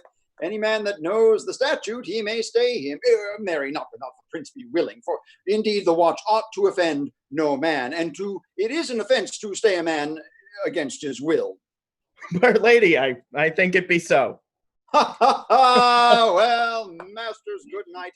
And there be any matter of weight chances, call up me, keep your fellows' counsel and your own, and good night. Come, neighbor. Well, masters, we hear our charge. Let us go sit here upon the church bench till 2, and then all to bed. One word more, honest neighbors. I pray you watch about Signora Leonato's door, for the wedding being there tomorrow, there's a great coil tonight. Adieu, be vigilant, I beseech you. What? Conrad! Here, man, I'm at thy elbow, and now forward with thy tail. Oh, peace, stir not. Watch 2. Conrad, Peace, your stir lord. Conrad, I say. Here, man, I am at thy elbow, and now forward with thy tail. Well, stand thee close then under this penthouse, for it drizzles rain, and I will, like a true drunkard, utter all to thee. Some treason, masters, yet stand close. Therefore know, I have earned of Don John 1,000 ducats. Is it possible that any villain should be so dear? Thou shouldst rather ask if it were possible any villain should be so rich. For when rich villains have need of poor ones may make what price they will. I wonder at it. I know that deformed. He has been a vile thief this 7 years ago, up and down like a gentleman. I remember his name. Didst thou not hear somebody? No, 'twas the vein on the house. Know that I have tonight wooed Margaret, the Lady Hero's gentlewoman by the name of Hero. She leans me out at her mistress' chamber window, bids me 1,000 times good night. I tell this tale wildly. I should first tell thee how the Prince Claudio and my master, planted and placed and possessed by my master Don John, saw afar off in the orchard this amiable encounter. And thought thy Margaret was Hero? 2 of them did, the Prince and Claudio. But the devil, my master, knew she was Margaret, and partly by his oaths, which first possesses them, partly by the dark night, which did deceive them, but chiefly by my villain, which did confirm any slander that Don John had made. Away went Claudio enraged, swore they would meet her as they were appointed next morning at the temple, and there before the whole congregation shame her with what they saw or night, and send her home again without a husband. We charge you in the prince's name. Stand. Call up the right master constable. We have here recovered the most dangerous piece of lechery that ever was known in the Commonwealth. And one deformed is one of them. I know him. Wears a lock. Masters! You'll be made bring deformed forth, I warrant you. Masters, never speak. We charge you. Let us obey you to go with us. We are like to prove a goodly commodity being taken up of these men. A commodity in question, I warrant you. Come, we'll obey you. Troth, I think your other. Troth, I think your other rubato were better. No, praise thee, good Meg. I'll wear this. Oh, by my troths, not so good, and I warrant your cousin will say so. My cousin's a fool, and thou art another. I'll wear none but this. I like the new tire excellently, and your gown's a most rare fashion, i' faith. God give me joy to wear it, for my heart is exceeding heavy. Oh, 'twill be heavier soon by the weight of your spouse. Fie upon thee, art not ashamed? Of what, lady? Of speaking honorably? Is not marriage honorable in a beggar? Is not your lord honorable without marriage? Is there any harm in the heavier for a husband? None, I think. And it be the right husband and the right wife. Otherwise, 'tis light and not heavy. Oh, ask my lady Beatrice else. Here she comes. Good morrow, coz. Good morrow, sweet hero. Why, how now? Do you speak in the sick tune? I am out of all other tune, methinks. 'Tis almost 5 o'clock. Cousin, 'tis time you were ready. By my troth, I am exceeding ill. Hey-ho. Oh, for a hawk, a horse, or a husband? For the letter that begins them all. Itch! God send every one their heart's desires. These gloves the Count sent me, they are an excellent perfume. I am stuffed, cousin, I cannot spell. A maid and stuffed. There's goodly catching of cold. Oh, God help me. God help me. How long have you professed apprehension? Oh, ever since you left it. Doth not my wit become me rarely? It is not seed enough. You should wear it in your cap. My troth, I am sick. Oh, get you some of this distilled Cardus Benedictus and lay it to your heart. It is the only thing for a qualm. Benedictus. Why, Benedictus? You have some moral in this Benedictus. Moral? No, by my troth, I have no moral meaning. I meant plain holy thistle. You may think, perchance, that I think you are in love. Nay, by our lady, I'm not such a fool to think what I list. Nor I list not to think what I can. Nor indeed, I cannot think. If I would think my heart out of thinking that you are in love, or that you will be in love, or that you can be in love, yet Benedict was such another, and now is he become a man. He swore he would never marry, and yet now, in despite of himself, he eats his meat without grudging. And how you may be converted, I know not, but methinks you look with your eyes as other women do. What a pace thy tongue keeps. Not a false gallop. Oh, Madame, withdraw. The Prince, the Count, Signor Benedict, Don John, and all the gallants of the town are come to fetch you to church. Help me to dress, good coz, good Meg. What would you have with me, honest neighbor? Oh, marry, sir, I would have some confidence with you that discerns you nearly. Brief, I pray you, for you see, it is a busy time with me. Mary, this it is, lady. Yes, in truth, it is, lady. What is it, my good friends? Goodman Verges, lady, speaks a little of the matter, but his wits are not so blunt as, God help, I would desire they were, but in faith, honest as the skin between his brows. Yes, I thank God. I am as honest as any man living that is a man, and no honester than I. Comparisons are odorous. Palabras, neighbor Verges. And neighbors, you are tedious. Well, it pleases your worship to say so, but we are the poor duke's officers. For truly, for mine own part, if I were as tedious as a king, I could find it in my heart to bestow all of it of your worship. All thy tediousness on me, huh? Oh, yea, and 'twere 1,000 times more than 'tis for I hear as good exclamation on your worship as of anyone in the city, and though I be but a poor man, I am glad to hear it. And so am I. I would fain know what you have to say. Merry lady, our watch tonight, accepting your worship's presence, have ta'en a couple of as errant a knaves as any in Messina. Oh, good man, lady, he will be talking, as they say. God help us. It is a world to see. Well said, if faith, neighbor Virgis. Well, God's a good man, and two men ride of a horse. One must ride behind. And on a soul, faith, sir, by my troth, he is as ever broke bread, but God is to be worshipped. All men are not alike, alas, good neighbor. Indeed, neighbor, he comes too short of you. Well, gifts that God gives. I must leave you. One word, lady. Our watch, lady, have indeed comprehended two auspicious persons, and we would have them this morning examined before your worship.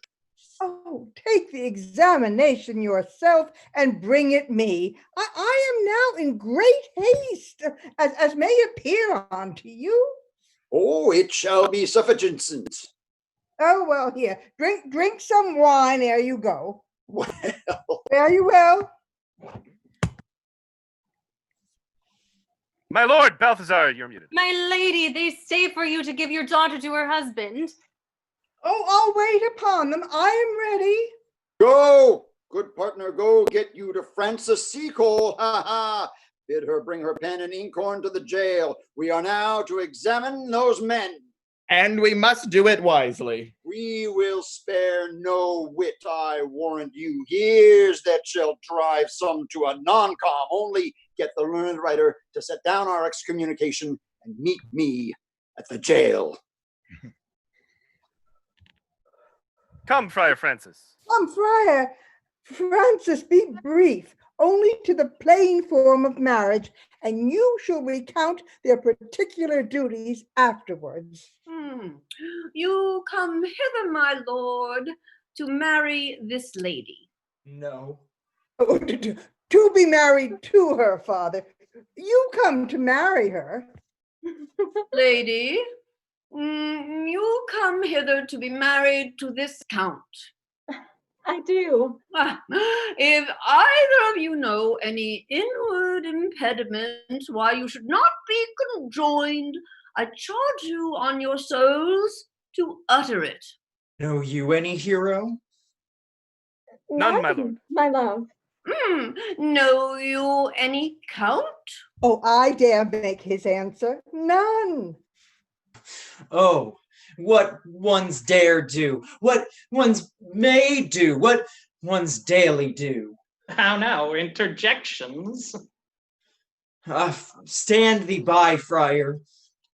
Mother, by your leave will you with free and unconstrained soul give me this maid, your daughter? As freely, child, as God did give her me. Oh, and what have I to give you back whose worth may counterpose this rich and precious gift? Nothing, unless you render her again. Sweet prince, you learn me noble thankfulness. There, Leonato, take her back again. What? Give not this rotten orange to your friend. She's but the sign and semblance of her honor. Behold, like how a maid she blushes here. Oh, what authority and shoe of truth can cunning sin cover itself withal? Comes not that blood as modest evidence to witness simple virtue? Would you not swear, all you that see her, that she were a maid by these exterior shoes? But she is none. She knows the heat of a luxurious bed. Her blush is guiltiness, not modesty. Oh, what do you mean, my lord? Not to be married, not to knit my soul to an approved wanton. Now, dear my lord, if in your own proof have vanquished the resistance of her youth and made defeat of her virginity. I know what you would say. If I have known her, you will say, she did embrace me as a spouse, and so extenuate the forehand sin. No, Leonato, I never tempted her with word too large, but as a sibling to his sister, shewed bashful sincerity and comely love. And seemed I ever otherwise to you? Out on thee seeming, I will write against it. You seem to me as Diane in her orb, as chaste as is the bud ere it be blown. But you are more intemperate in your blood than Venus or those pampered animals that rage in savage sensuality. Is my love well, that they doth speak so wide? Sweet prince, why speak not you? What should I speak? I stand dishonored that have gone about to link my dear friend to a common stale. Are these things spoken, or do I but dream? Miss, they are spoken, and these things are true. This looks not like a nuptial. True, oh God! Leonato, stand I here? Is this the prince? Is this the prince's brother? Is this face Hero's? Are our eyes our own? All this is so, but what of this, my lord? Let me but move one question to your daughter, and by that motherly and kindly power that you have in her, bid her answer truthfully. I charge thee do, as thou art my child. Oh God, defend me, how I am beset. What kind of catechizing call you this? To make you answer truly to your name. Is it not Hero? Who could blot that name with any just reproach? Marry that can, Hero. Hero itself can blot out Hero's virtue. What man was he talked with you yesternight at your window betwixt 12 and 1? Now, if you are a maid, answer to this. I talked with no man at that hour, my love. Why, then you are no maiden. Leonato, I am sorry you must hear upon mine honor. Myself, my brother, and this grieved count did see her, hear her at that hour last night, talk with a ruffian at her chamber window, who hath indeed, like a most liberal villain, confessed the vile encounters that they have had 1,000 times in secret. Fie, they are not to be named, my lord, not to be spoken of.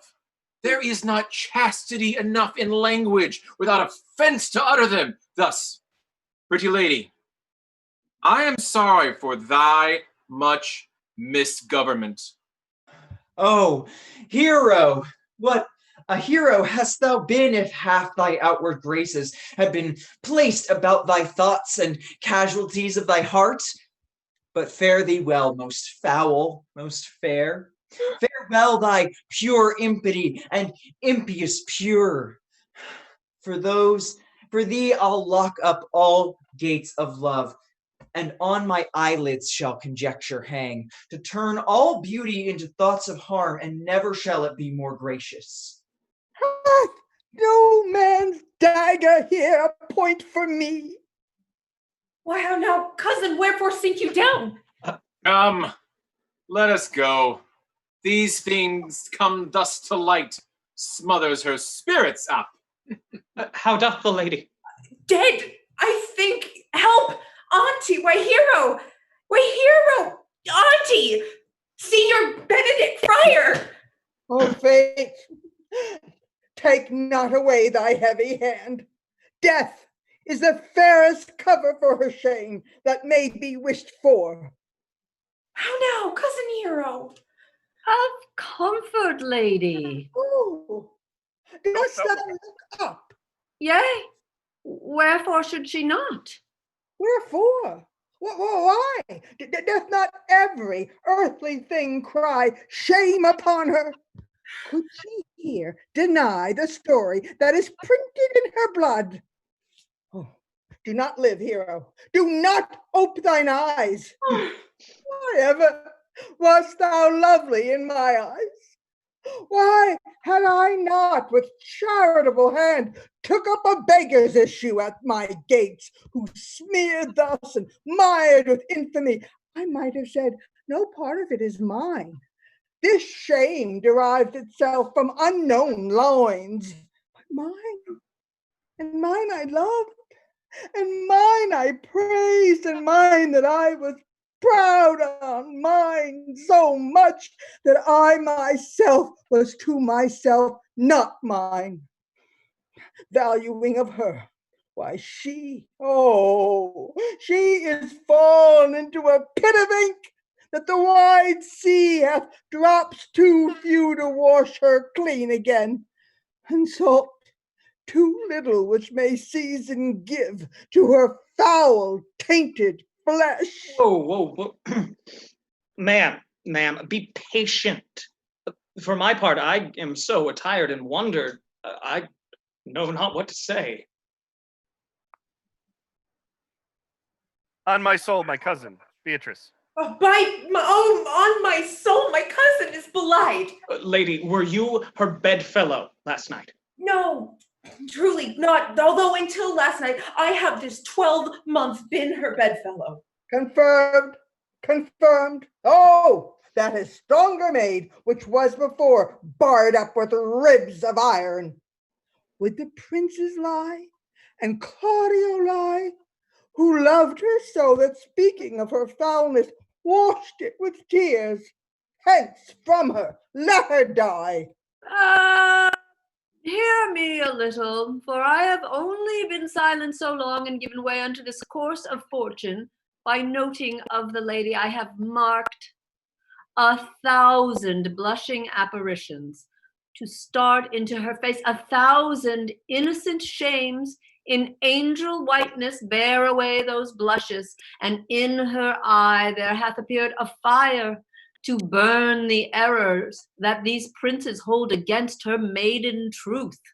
Call me a fool, trust not my reading nor my observations, which with experimental seal doth warrant the tenure of my book. Trust not my age, my reverence, calling, nor divinity. If this sweet lady lie not guiltless here under some biting error, lady, what man is he you are accused of? I know that do accuse me. I know none. And I know more of any man alive than that which maiden modesty doth warrant, that all my sins lack mercy. Oh, my mother, prove you that any man with me conversed at hours unmeet, or that I yesternight maintained the change of words with any creature, refuse me, hate me, torture me to death. There is some strange misprision in the princes. Two of them have the very bent of honor.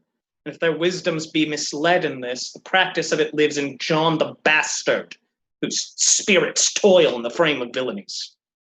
I know not if they speak but truth of her. If they speak but truth of her, Leonardo, are you there? Leonardo's so upset that that she's frozen. She's frozen, and we can't get her back. I know not. If they speak but truth of her, these hands shall tear her.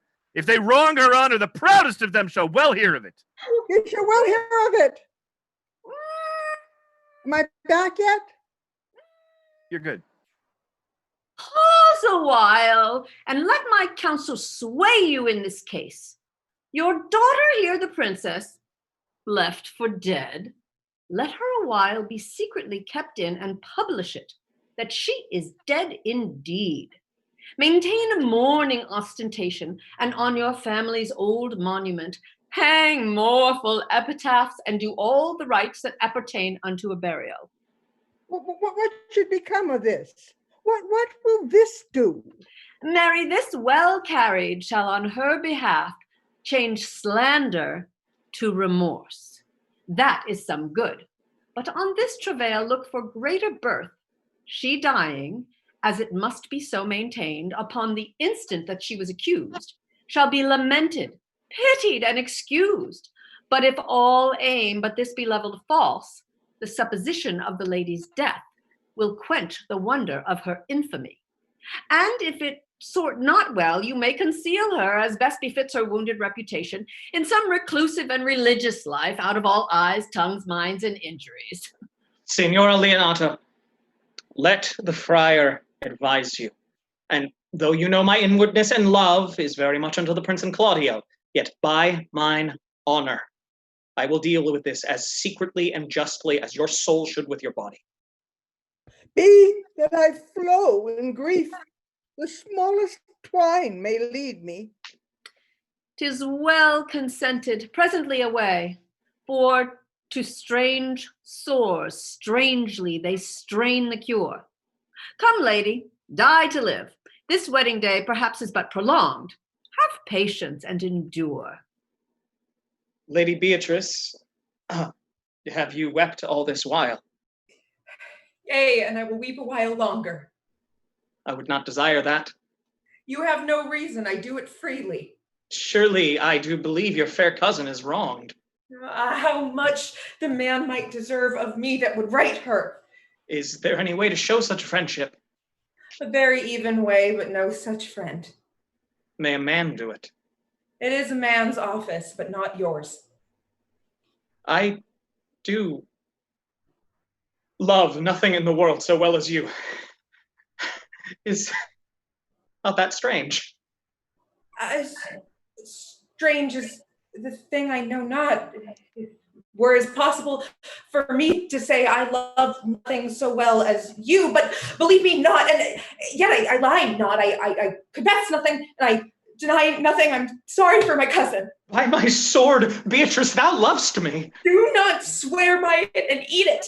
I will swear by it that you love me, and I will swear and I will make him eat it that says I love not you. Will you not eat your word? No sauce that can be devised to it. I protest, I love thee.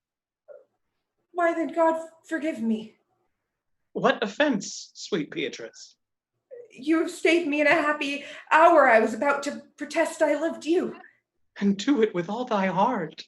I love you with so much of my heart that none is left to protest. Come, bid me do anything for thee.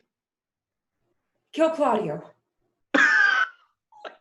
Not the wide world. You kill me to deny farewell. Tarry, sweet Beatrice. I am gone, though I am here. There is no love in you. Nay, I pray you, let me go. Beatrice? No, in faith I will go. We'll be friends first. You dare. Be easier, be friends with me than fight with mine enemy. Is Claudio thine enemy? Is he not approved in the height, a villain that hath slandered, scorned, dishonored my kinswoman? Oh, that I were a man. What? Bear her in hand until they come to take hands, and then with public accusation, uncovered slander, unmitigated rancor. Oh God, that I were a man, I would eat their heart in the marketplace. Hear me, Beatrice. Hey, talk with a man out at a window, a proper saying. But Beatrice, she is wronged, she is slandered, she is undone. Princes and counties. Surely a princely testimony, a goodly count, compact, a sweet gallant, surely. Oh, that I were a man for their sake, or that I had any friend that would be a man for my sake. But manhood is melted into curses, valor into compliment, and men are only turned into tongue and trim ones too. They are no valiant as Hercules that only tell a lie and swear it. I cannot be a man with wishing, therefore I will die a woman with grieving. Tarry, good Beatrice. By this hand, I swear I love thee. Use it for my love some other way than swearing by it. Think you in your soul that Count Claudio hath wronged Hero? Yea, as sure as I have a thought or a soul. Enough. I am engaged. I will challenge them. I will kiss your hand, and so leave you. By this hand, Claudio shall render me a dear account. As you hear of me, so think of me. Go comfort your cousin. I must say she is dead. And so, farewell. Is our whole assembly appeared? Oh, a stool and a cushion for the sexton. Which be the malefactors? Sexton. Which be the malefactors? Marry, that am I and my partner. Nay, that's certain. We have the exhibition to examine. But which are the offenders that are to be examined? Let them come before Master Constable.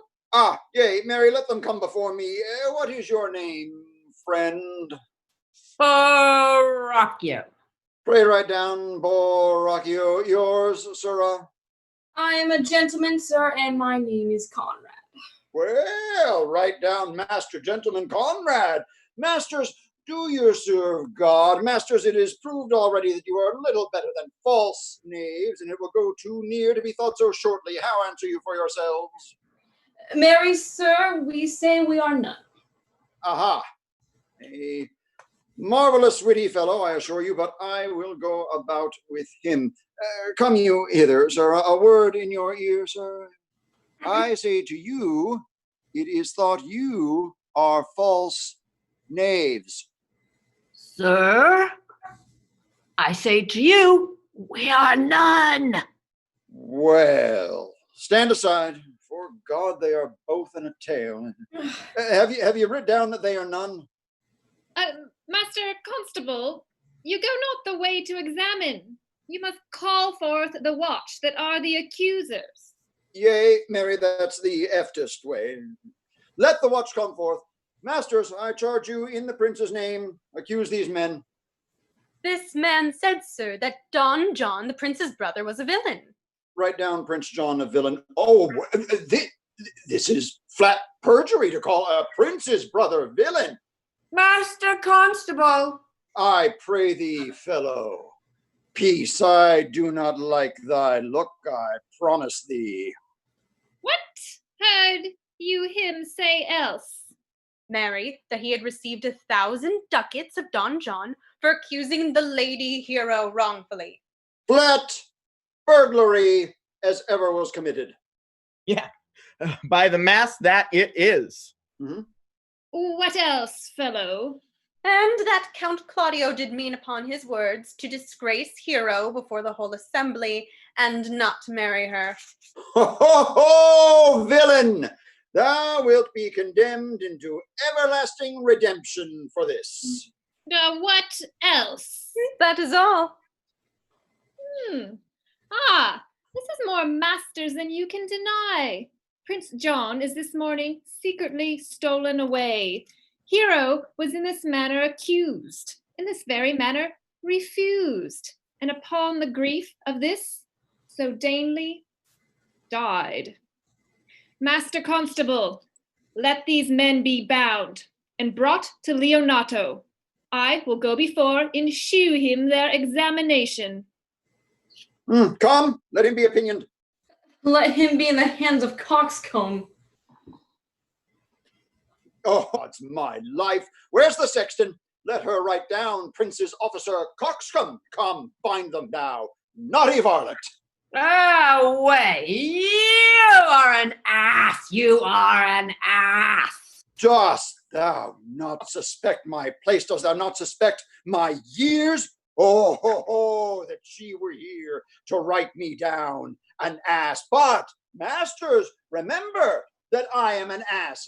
Though it not be writ down, yet forget not that I am an ass. No, villain, thou art as full of piety as shall be proved upon thee by good witness. I am a wise fellow, and which is more, an officer, and which is more, a householder, and which is more, as pretty a piece of flesh as is any in Messina, and one that knows the law, go to, and a rich enough fellow, go to, and a fellow that hath had losses, and one that 2 gowns, and everything handsome about him. Bring him away. Oh, that I had been writ down an ass. My soul doth tell My me. soul doth tell me, Hero is belied, and that shall Claudio know. So shall the prince and all of them that thus dishonor her. Good den. Good den. Good day to Hear you. you, my lord. We have some haste, Leonato.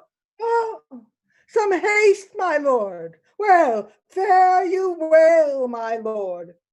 Are you so hasty now? Well, all is one. Nay, do not quarrel with us, good old friend. Tush, tush, man. Never flare and jest at me. I speak not like a dotard nor a fool. Were I not old, no, Claudio, to thy head, thou hast so wronged my innocent child and me, that I am forced to lay my reverence by and challenge thee to the trial of a man. I say thou hast belied mine innocent child. Thy slander hath gone through and through her heart.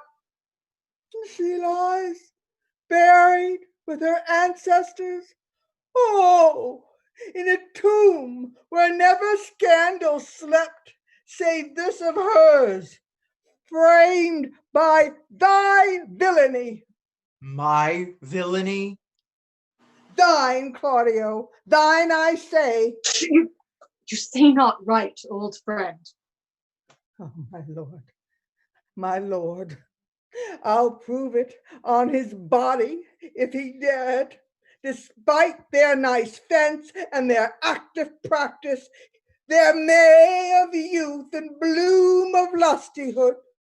Away, I will not have to do with you. Canst thou so daff me? Thou hast killed my child. If thou killst me, child, thou shalt kill a person. My heart is sorry for your daughter's death, but my lord, mine my honor, lord. she was charged with nothing but what was true, and very full of proof. I will not hear you.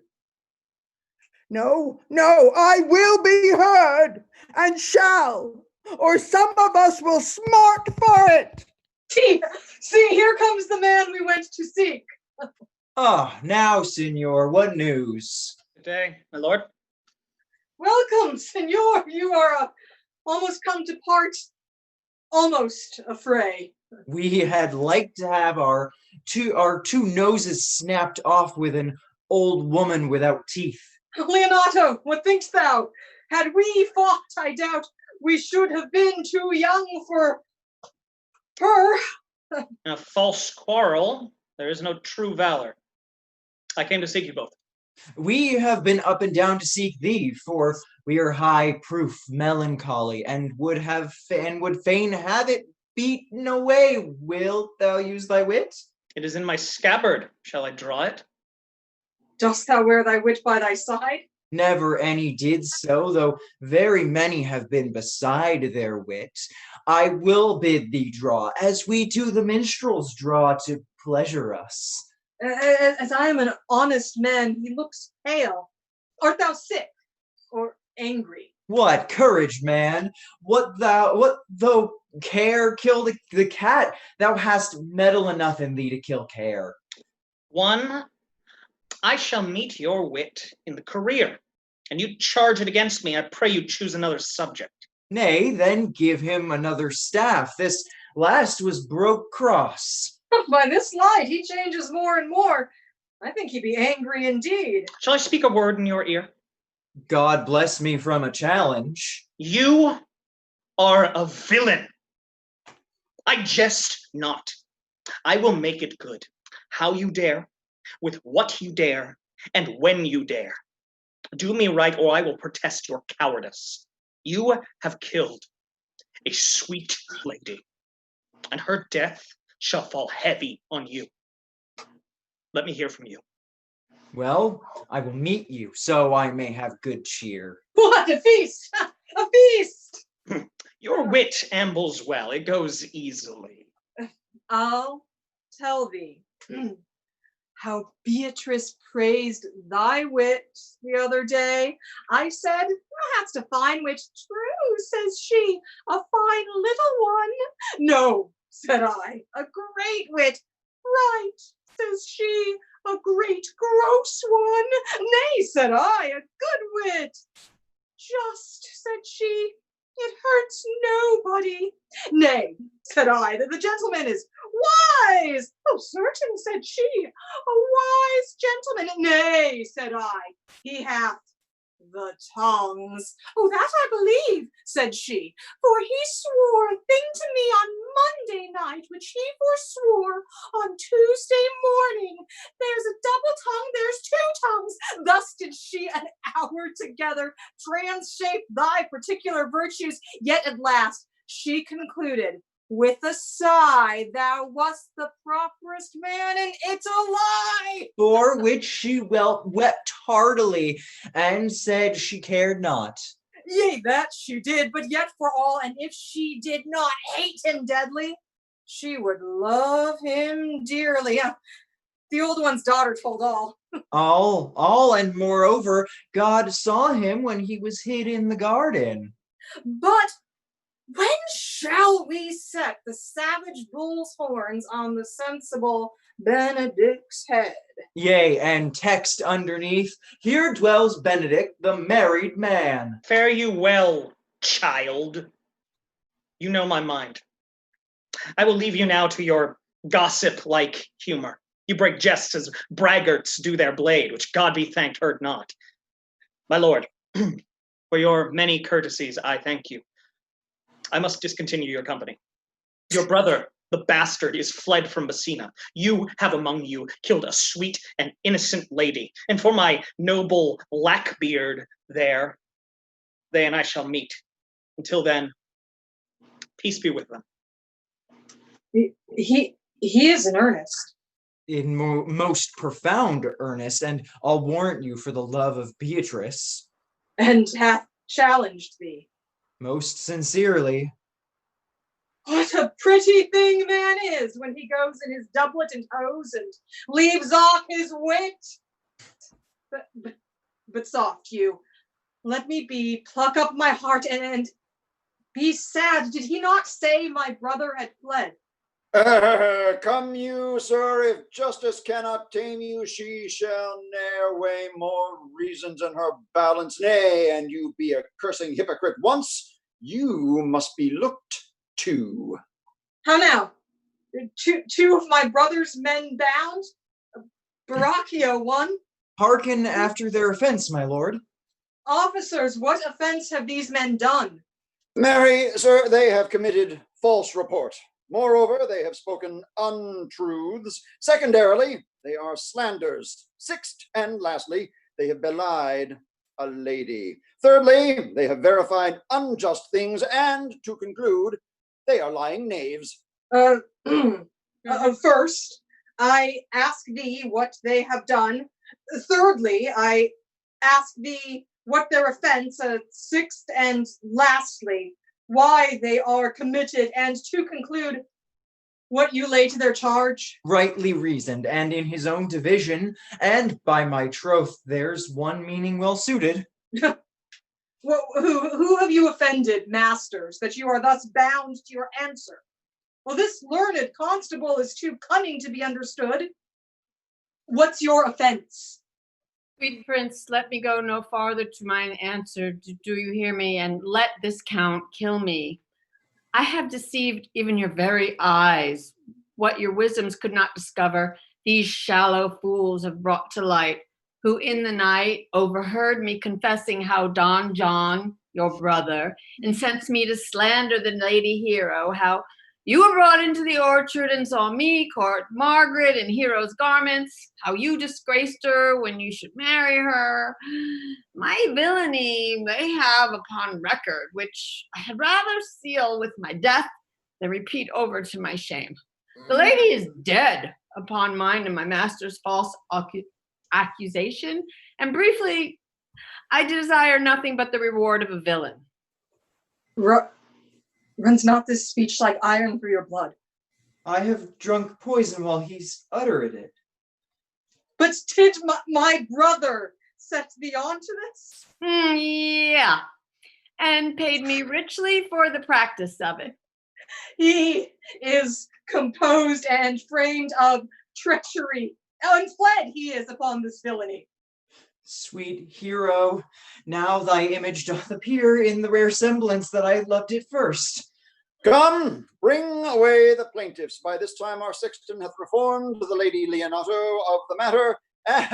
And masters, do not forget to specify when time and place shall serve that I am an ass. Which is the villain? Let me see his eyes, that when I note another like him, I may avoid him. Which of these is he? If you would know your wronger, look on me. Art thou the slave that with thy breath hast killed mine innocent child? Yeah, even I alone. No, not so, villain. Thou beliest thyself.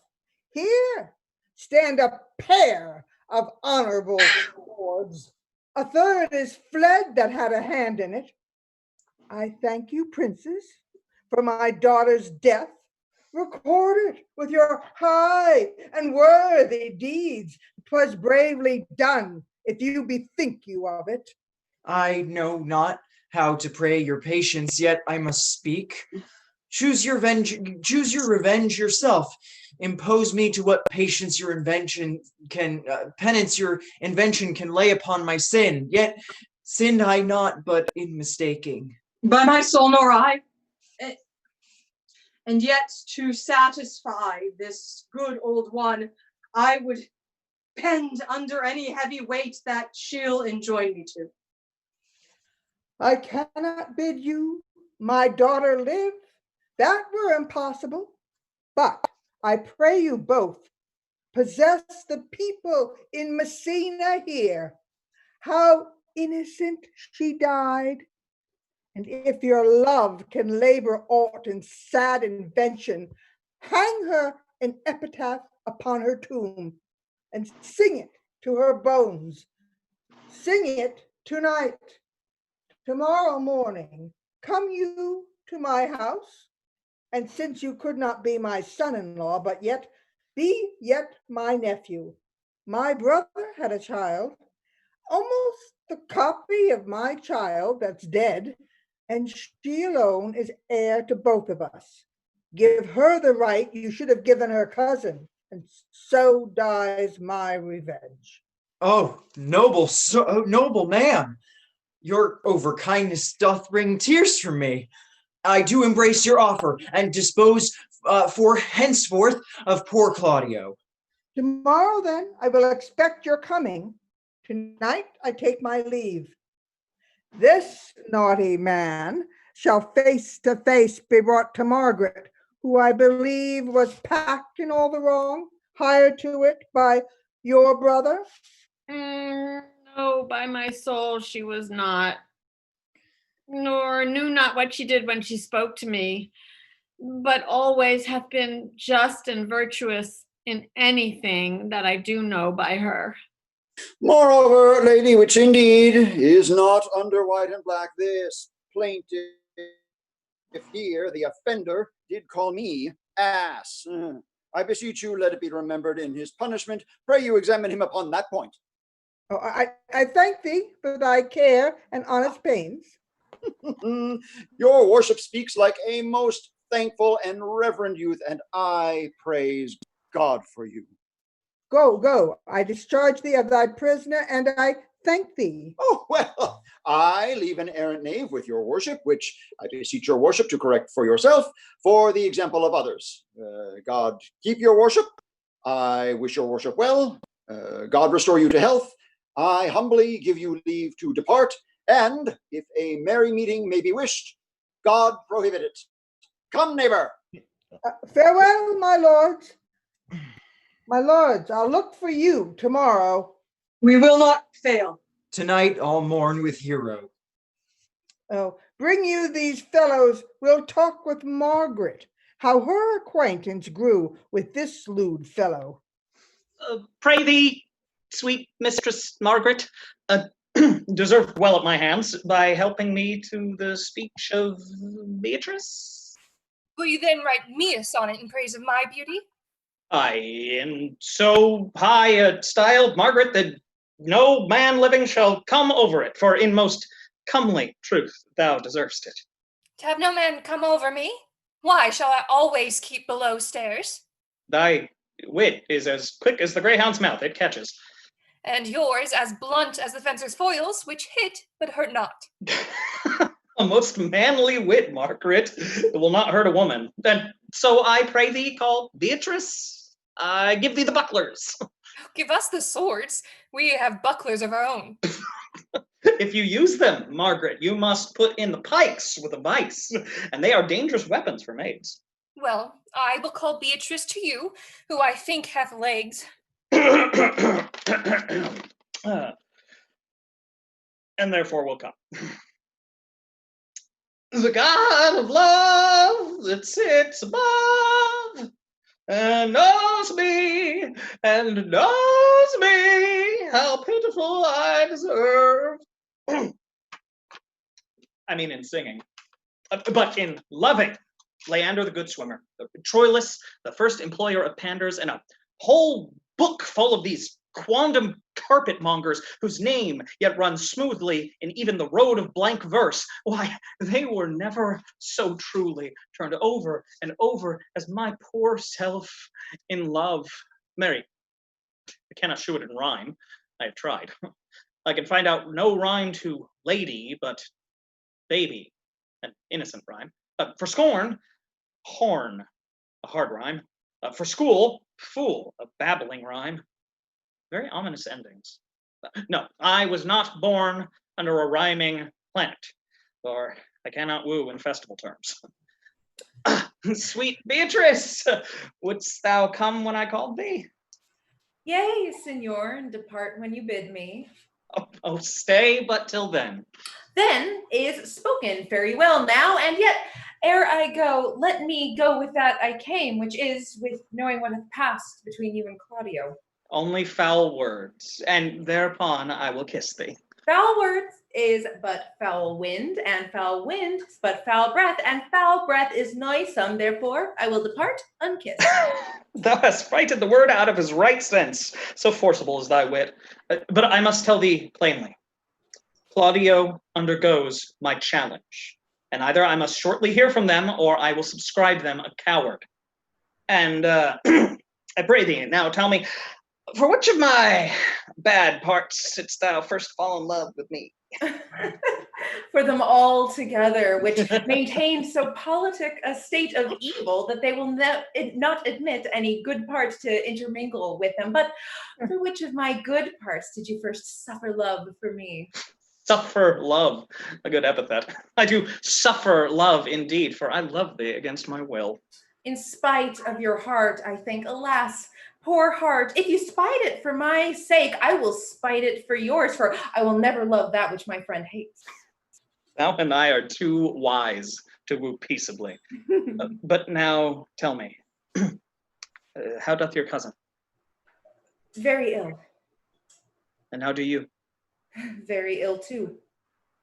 Serve God, love me, and mend. There will I leave you too, for here comes one in haste. Madam, you must come to your uncle. It is proved my lady hero hath been falsely accused.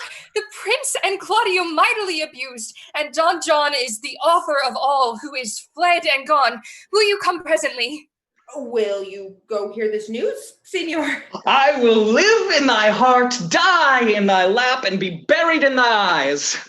And moreover, I will go with thee to thy uncle's.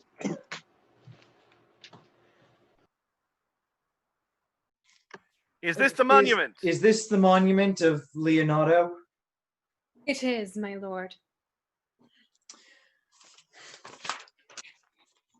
What done to death by slanderous tongues was the hero that here lies. Death in guerdon of her wrongs, give her fame which never dies. So the life that died with shame lives in death with glorious fame. Hang thou there upon the tomb, praising her when I am dumb. Now, music sound and sing your solemn hymn. Arden, goddess of the night, those that slew thy virgin night, for the witch with songs of woe, round about her tomb they go. Midnight assist our moan, help us to sigh and groan heavily, heavily. Graves yawn and yield your dead, till death be uttered. Heavenly, heavenly. Now unto thy bones, good night. Yearly I will do this right. The wolves have cried, and look, the gentle day before the wheels of Phoebus. Round about dapples the drowsy east with spots of gray. Come, let us hence, and put on other weeds, and then to Leonato's we will go. And Hymen now with luckier issue speeds than this for whom we rendered up this woe. Did I not tell you she was innocent? So are the prince and Claudio, who accused her upon the error that you heard debated. But Margaret was in some fault for this, although against her will, as it appears in the true course of all the question. Well, I am glad that all things sort so well. And so am I, being else by faith enforced to call young Claudio to a reckoning for it. Well, daughter, and you gentlewomen all, withdraw into your chambers by yourselves, and when I send for you, come hither masked. The prince and Claudio promised by this hour to visit me. You know your office, brother? Friar, I must entreat your pains, I think. To do what, Signor? To bind me, or undo me. One of them. Signor Leonato, truth it is, good Signor, your niece regards me with eye of favor. That I my daughter lent her, 'tis most true. And I do with an eye of love requite her. The sight whereof I think you had from me, from Claudio and the prince. But what's your will? Your answer, ma'am, is enigmatical. But for my will is your good will may stand with ours this day to be conjoined in the state of honorable marriage, in which, good friar, I shall desire your help. Oh my, with your liking. And my help. Good morrow to this fair assembly. Good morrow, Prince. Good morrow, Claudio. We here attend you. Are you yet determined? I'll call her forth, for here's the friar ready. Good morrow, Benedict.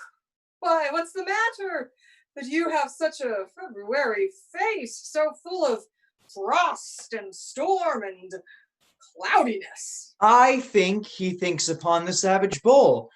Tush, fear not, man. Will tip thy horns with gold, and all Europa shall rejoice at thee, as once Europa did at lusty Jove when he would play the noble beast in love. A bold doxer had an amiable low, and some such strain bull left your father's cow and got a calf in that same noble feat, much like to you, for you have just his bleat. Oh, for this I owe you. Here comes other reckonings. Which is the lady I must seize upon? The same is she, and I do give you her. Why, then she's mine. Sweet, let me see your face. No, no, that you shall not, till you take her hand before this friar and swear to marry her. Give me your hand before this holy friar. I am your spouse, if you like of me. And when I lived, I was your other wife. And when you loved, you were my other spouse. Another hero? Nothing certainer. One hero died, but I do live. And surely as I live, I am a maid. The former hero that was dead? She died, my lord, but whiles her slander lived. Oh, this amazement can I qualify when after that the holy rites are ended, I'll tell you largely of fair hero's death. Meantime, let wonder seem familiar, and to the chapel let us presently. Soft and fair, friar. Which is Beatrice? I answer to that name. What is your will? Do not you love me? Why, no more than reason. Why, then your auntie and the prince and Claudio have been deceived. They swore you did. Do you not love me? Truth, no. No more than reason. Right. Then my cousin and Margaret are much deceived, for they did swear you did. They swore you were almost sick for me. They swore you were well nigh dead for me. 'Tis no matter, then you do not love me? No, truly, but in friendly recompense. Oh, come, cousin. I am sure you love this gentleman. And I'll be sworn upon it that he loves her. For here's a paper. What? No. Written in his hand. A halting sonnet of his own pure brain fashioned to Beatrice. Ooh. And here's another writ in my cousin's hand. Unto Benedict. A miracle! Here's our own hands against our hearts. Come, I will have thee. But by this light, I take thee for pity. I would not deny you, but by this good day I yield upon great persuasion, and partly to save your life, for I was told you were in a consumption. Peace. I will stop your mouth. How dost thou, Benedict, the married man? I'll tell thee what, Prince. A college of wit crackers cannot flout me out of my humor. No, if a man will be beaten with brains, I shall wear nothing handsome about him. In brief, since I do purpose to marry, I will think nothing to any purpose that the word can say against it. And therefore, never flout at me, for I have said against it. For man, it's a giddy thing. And this is my conclusion. For thy part, Claudio, I did think to have beaten thee, but in that thou art like to be my kinsman, live unbruised, and love my cousin. I had well hoped thou wouldst have denied, Beatrice, that I might have cudgeled thee out of thy single life to make thee a double dealer, which out of question thou wilt be if my cousin does not look exceedingly narrowly on thee. Come, we are friends. Let's have a dance how we are married, that we may lighten our hearts and our wives' heels. We'll have dancing afterward. First, on my word, Prince, thou art sad. Oh. Get thee a wife. Get thee a wife. There is no staff more reverend than one tipped with horn. My lord, your brother John is ta'en in flight and brought with armed men back to Messina. Think not on him till tomorrow. I'll devise the brave punishments for him. Strike up, pipers! Phineas! Much ado about nothing. Oh, thank you so very much, friends. Thank you for the amazing, colorful, fantastic commentary. I saw it at Halftime on both the Facebook and the YouTube pages. Thank you for those ducats popping into the buckets. And most of all, thank you for being here with us in this crazy, but wacky and weird fun OpsFest online season. Hope a lot of you can join us again tomorrow. Tomorrow we will be doing Richard III, one of the great comedies. But actually, there's some pretty funny stuff going on in there. So we'll see what old Richard has planned for us. And then on Sunday, we will be doing Taming of the Shrew.